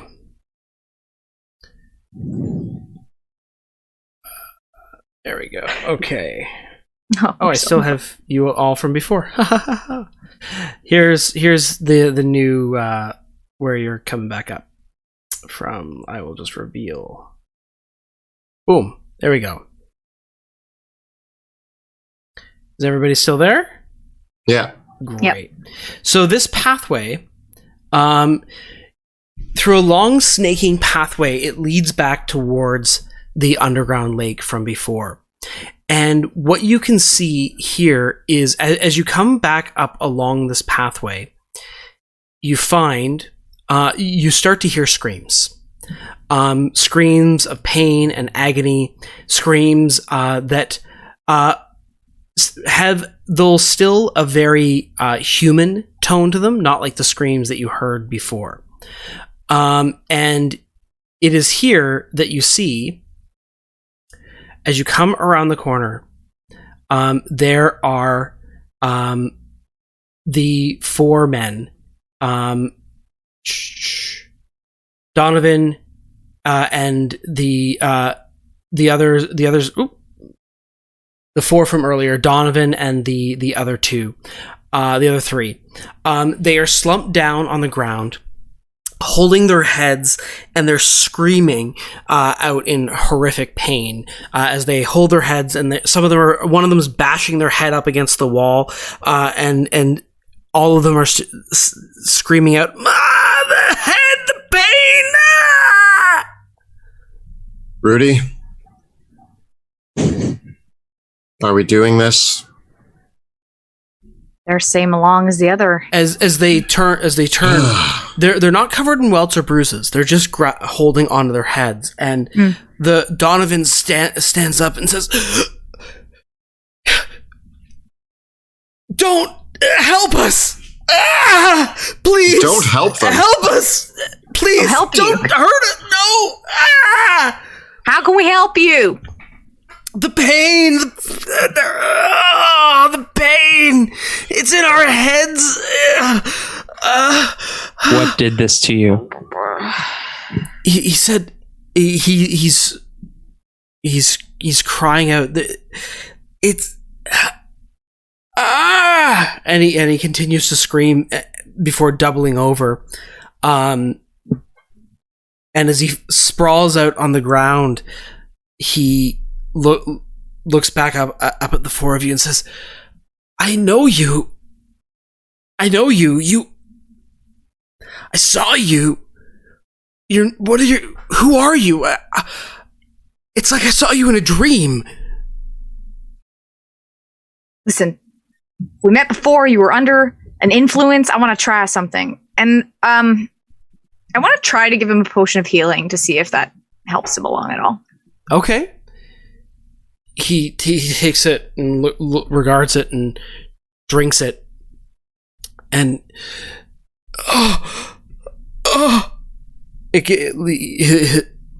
he says, the pain is still there.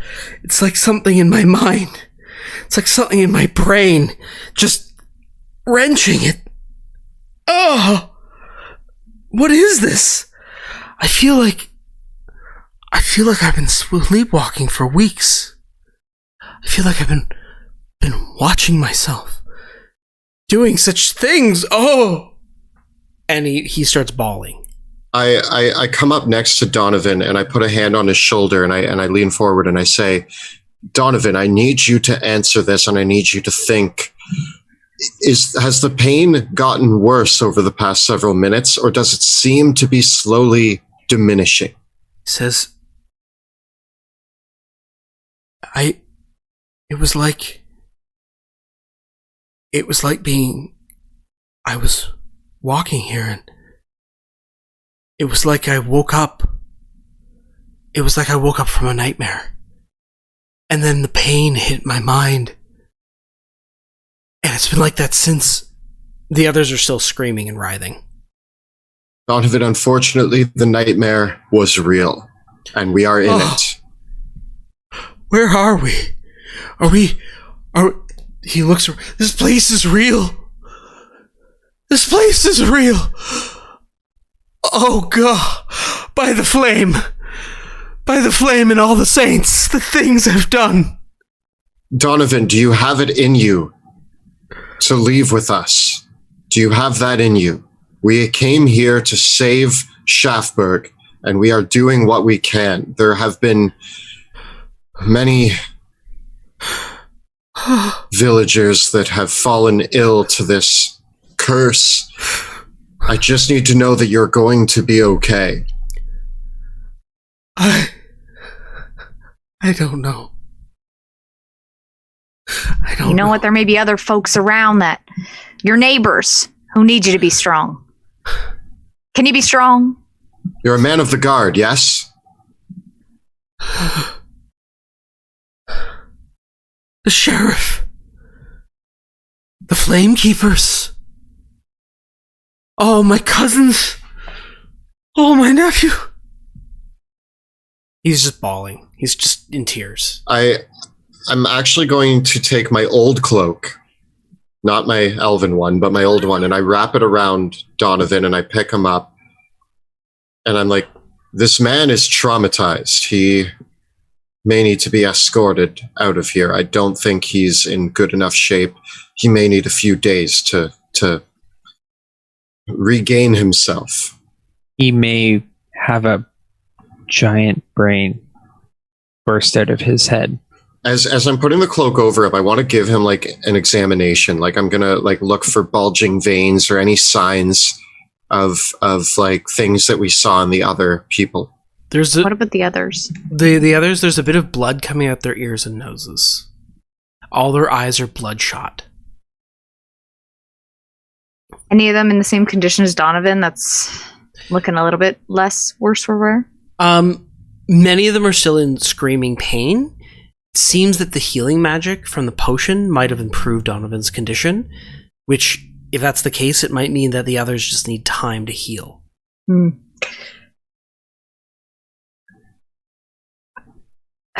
we have any more healing potions? I got 2 more. I don't mind giving them up if we can save these folks without having to. I have 1 more. That's all we need. We also have the ointment. Do they have any on them? If They do not. I give up 2 of my healing potions to the other 2 who are screaming. I'll give up mine, my last one. I do have. Yeah, I have a few, just regular healing potions. We just need. I was going to use a greater, so I only have 1 greater. So if you, I'll have use regular. 2 regulars. 2. How many do you have? 4 it says here. If you want to use 2, I'll use 1. Okay. Well, 1 more. And we can just throw them all on the other boat. I am hesitant that the transformation might be too far gone. They seem to be getting better, Wrath. We might be just delaying the inevitable. I'm not killing these people if they seem to be getting better. You wouldn't be killing them. Donovan has regained an awareness of who he is. We are not. I'm not letting you hurt these people. I don't think they're there yet. I think we need to pay attention to them, see what's what. And if they get worse, potion's not working, magic's not working, then we'll do it. What I'm worried about is some of the folks in town, like the Flame Keepers, who probably are much further gone than these gentlemen. Donovan looks up to you and says, Is that thing still there? The thing with it looked like a man, but it had the feelers for a face. We think it's gone, Donovan. Well, for now. Do you see it? Do you connect with it? Donovan, try. It's all I can see. Oh, I need a drink. I need something, but do you have water? I pass him some water. I remember the others from the village. Me and the sheriff. A few months ago, we came out this way. He brought me out here. He said that he'd found something. He brought me down here, and that thing, it took me into this room. There was this thing that it did things to me. It grabbed onto my face and it did things to me. And then I was like in a dream. Donovan, it's best not to think about it. I was in a dream, and all I wanted to do was go back to Shaftburg and bring the others back with it. Just keep.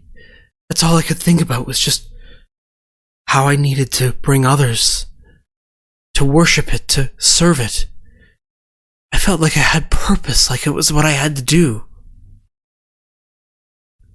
I didn't do anything wrong. It was the purpose it wanted to put into your mind, but that is not your purpose. And you are back to reality now. We need to get back to your people to help them.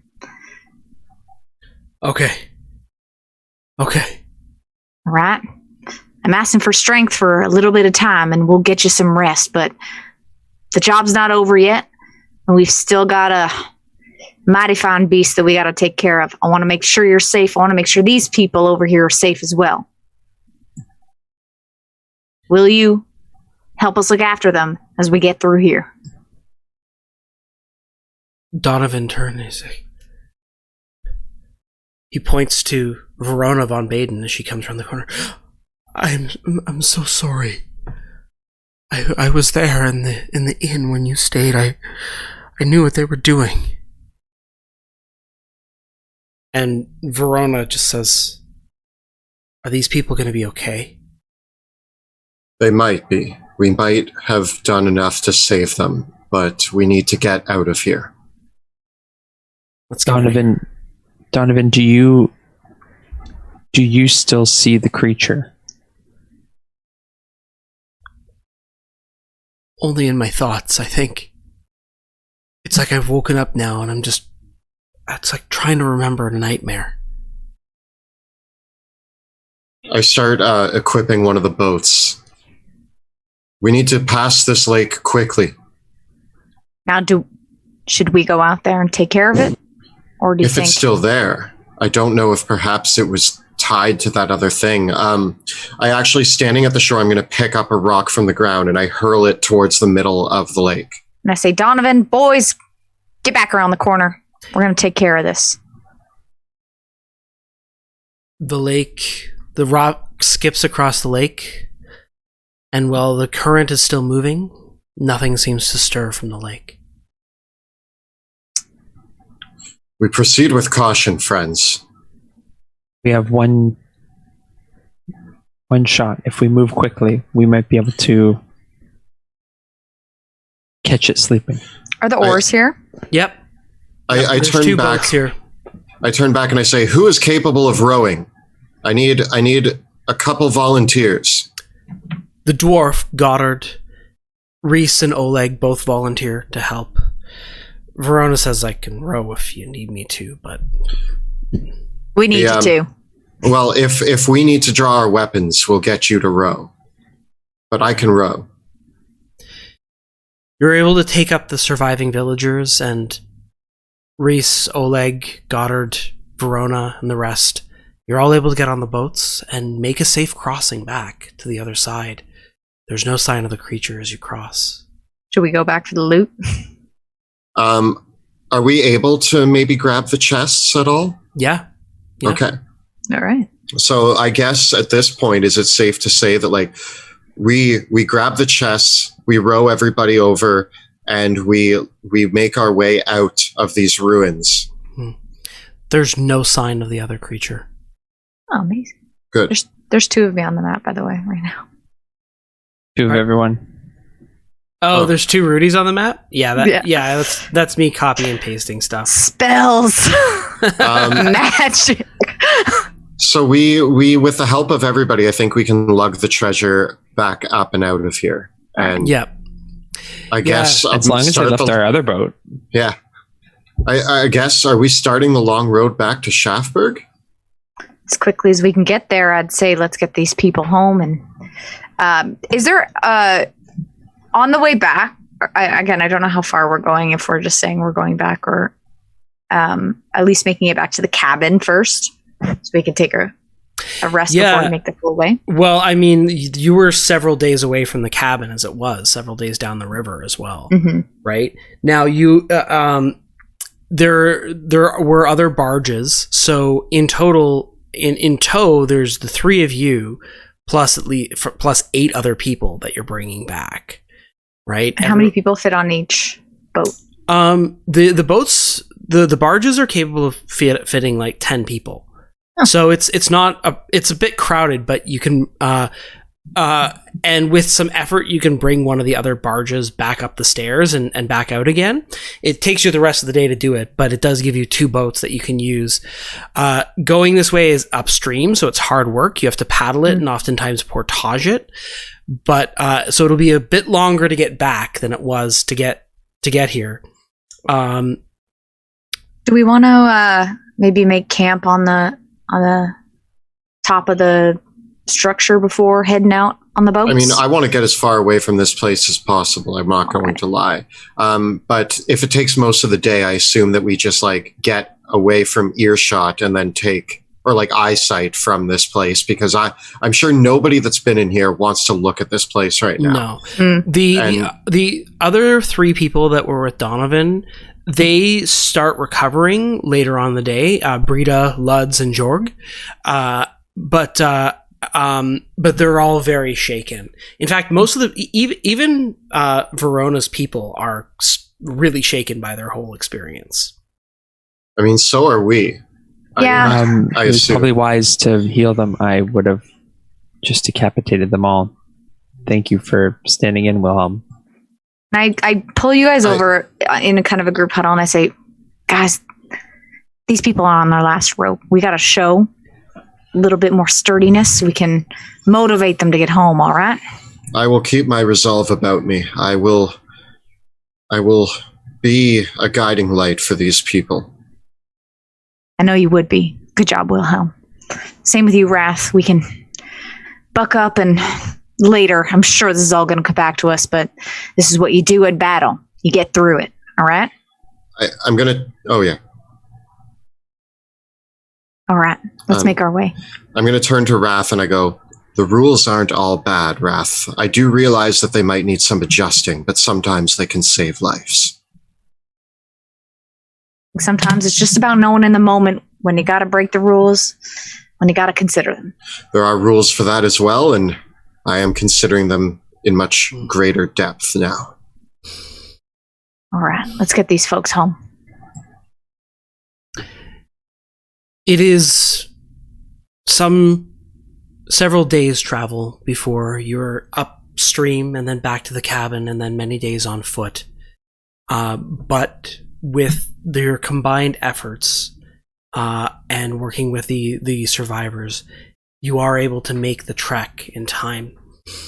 As you travel over the course of several days, Donovan, who's was once now your prisoner and now recovered, speaks in bits and pieces of the experience that he's had over the past several weeks and months, telling of how in a daze and in a dream he felt compelled to slowly, over time, help this creature kidnap and take other people from the village and bring them back so they could be enthralled by the creature as well.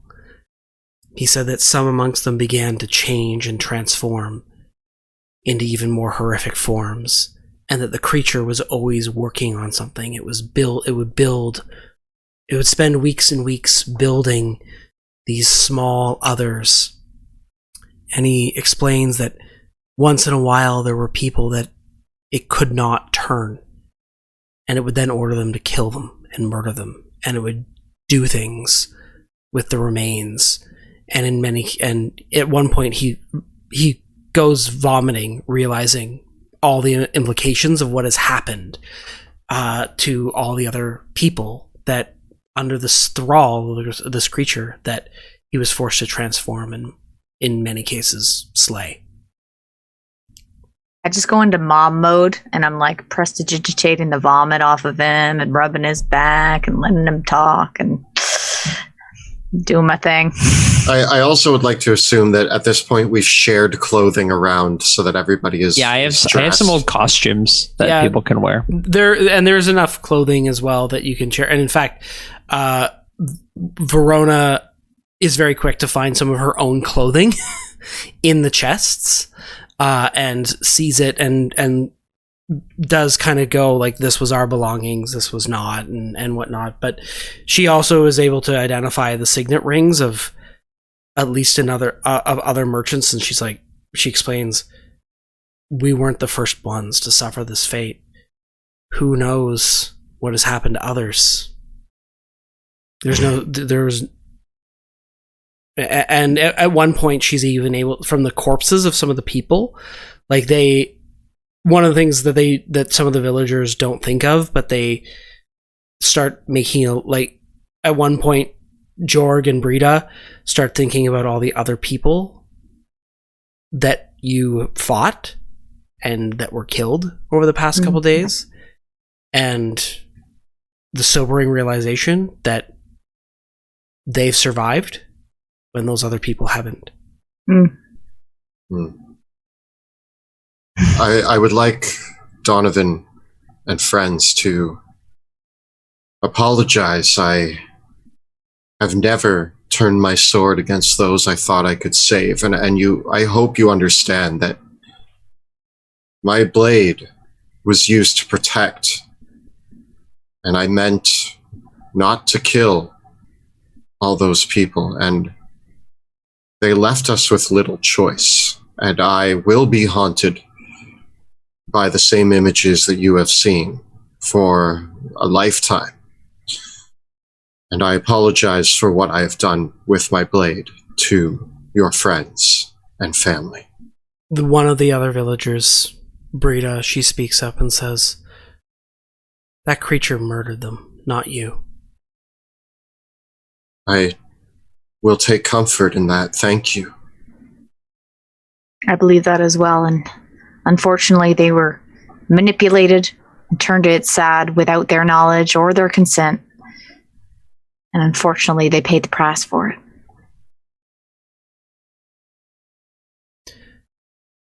It is after about 2 weeks, traveling past the cottage, through the Elvenmire wetlands, one evening you catch sight of the sleepy little village of Shaftburg.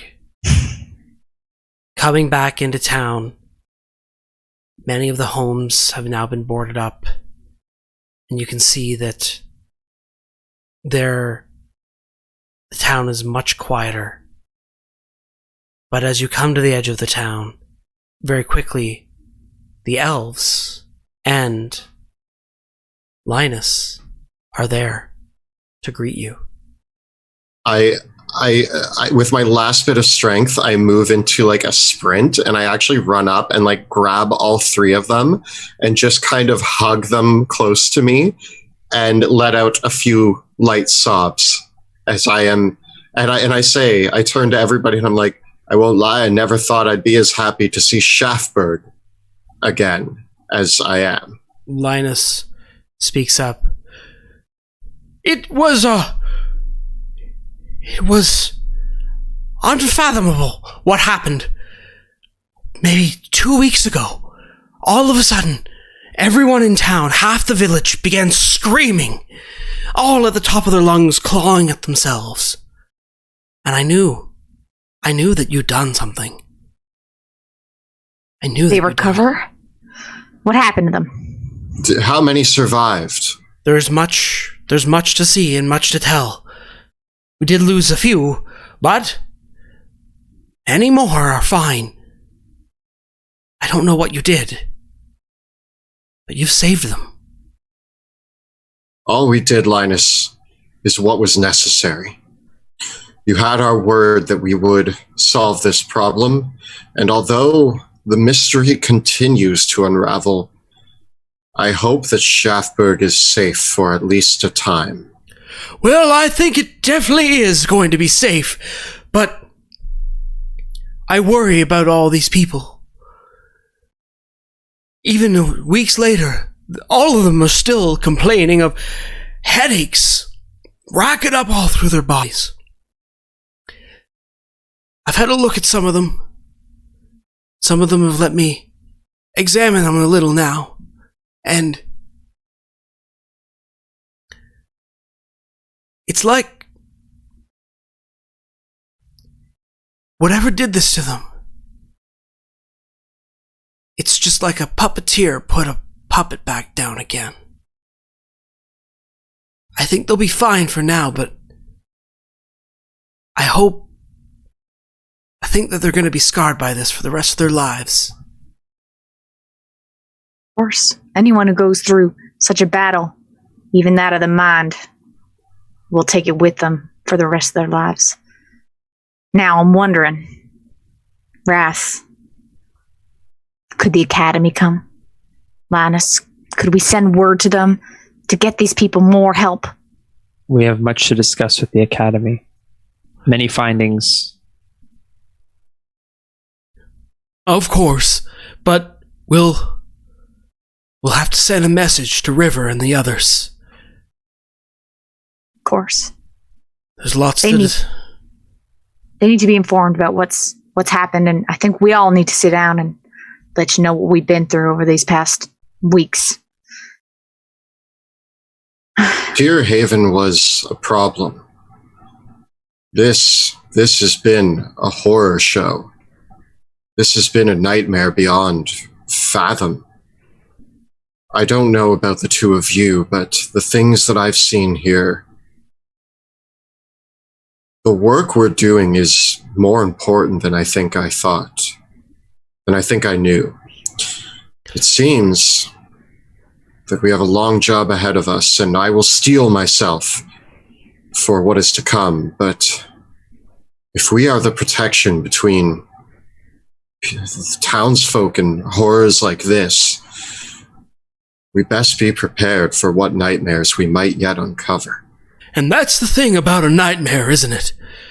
You can wake up from the nightmare, but who's to say what the next night is going to bring? And that's where we'll end for the night. Oh, Nice. amazing. Nice. Oh, man. We did it. Assuming at some point we get a long rest after this. Yeah, That was insane. yeah. Taking it. Well, despite the psychic interruptions and the digital ones, we did get there. Jeez. Wow. What a show. Oh, man. I got scared. I thought my brain was going to be eaten. That close. Oh, man. This close. Yeah. This close. I love it when I can tackle people and save them. Oh, thank you. Thank you. I was shove. nervous. Honestly, I was starting to stack up the D10s. and honestly, Wrath, the hold monster or hold person, actually freed Rudy up to be able to tackle me without interruption. So That there was a the string plan. of events. There was Yeah. the We plan. did it. We did it. So good. Good job, guys. Teamwork. Teamwork. Yeah, We did it. We did a plan. Well, there was no plan, but we succeeded. That's why it worked. All right, You all didn't right, all right. Think about it. Yeah, you got there. So, and so ends our next little chapter of the horrible events that befell the little village of Shaftburg. It is no doubt certain that the folk of Shaftburg will bear the scars of what they saw and did for the rest of their lives. Hopefully, though, those lives are still long ones. A big thank you, as always, to our awesome cast, Jill, Kelly, and Joe, for playing. And a huge thank you to Kyle, who is working behind the scenes. We had Kyle in chat today. Yeah. We did, yeah. Good. Yeah, I love that. keeping things on track, even when we had our little bit of internet outage. We don't get the thumbs up anymore, but thank you, Kyle, for being here and keeping things on track. And also a huge thank you to our dungeon master, Monty Martin, for another excellent narrative. This one was creepy. I was Creepy. Your descriptions, man, they were good. They were good descriptions. you. So thank My you, Monty. watch constantly tells me, it goes, you have to breathe, because my heart rate gets so high. It's like, calm down. You have to breathe. And I'll get 2 or 3 notifications per break.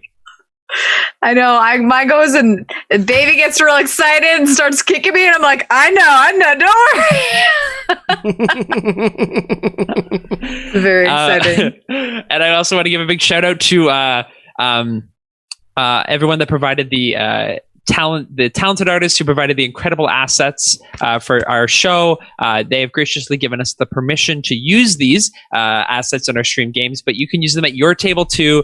So we encourage you to check out and support these amazing creators. We have Roll20 using our virtual tabletop. It looks amazing. It's really fluid.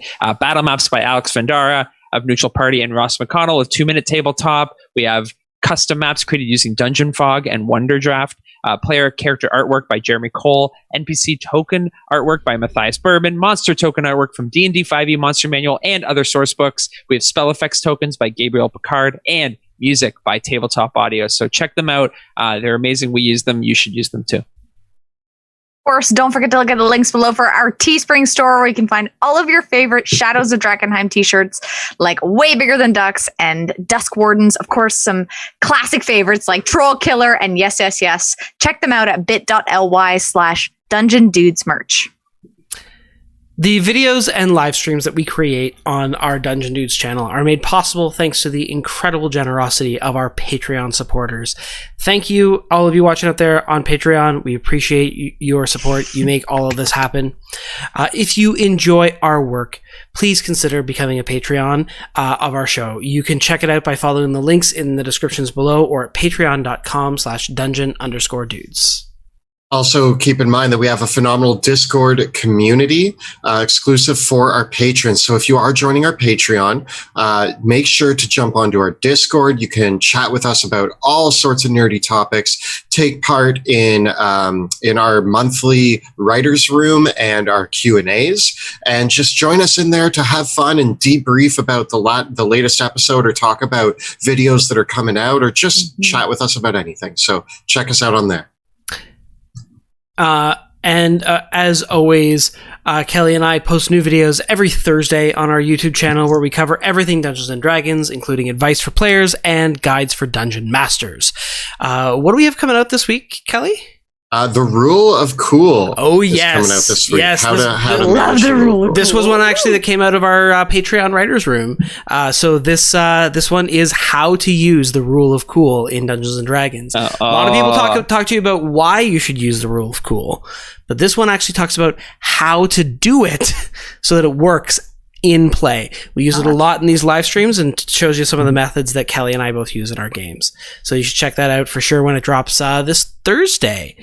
Yeah, and be sure to join us live next Tuesday when we record the campaign live on Twitch. Check us out from 6 p.m. to 9 p.m. Eastern Time at twitch.tv/dungeon_dudes. And we also have all of the previous episodes of this campaign and all the other ones on our YouTube channel as well. Thank you so much for watching, and we will see you next time in the shadows of Drakkenheim.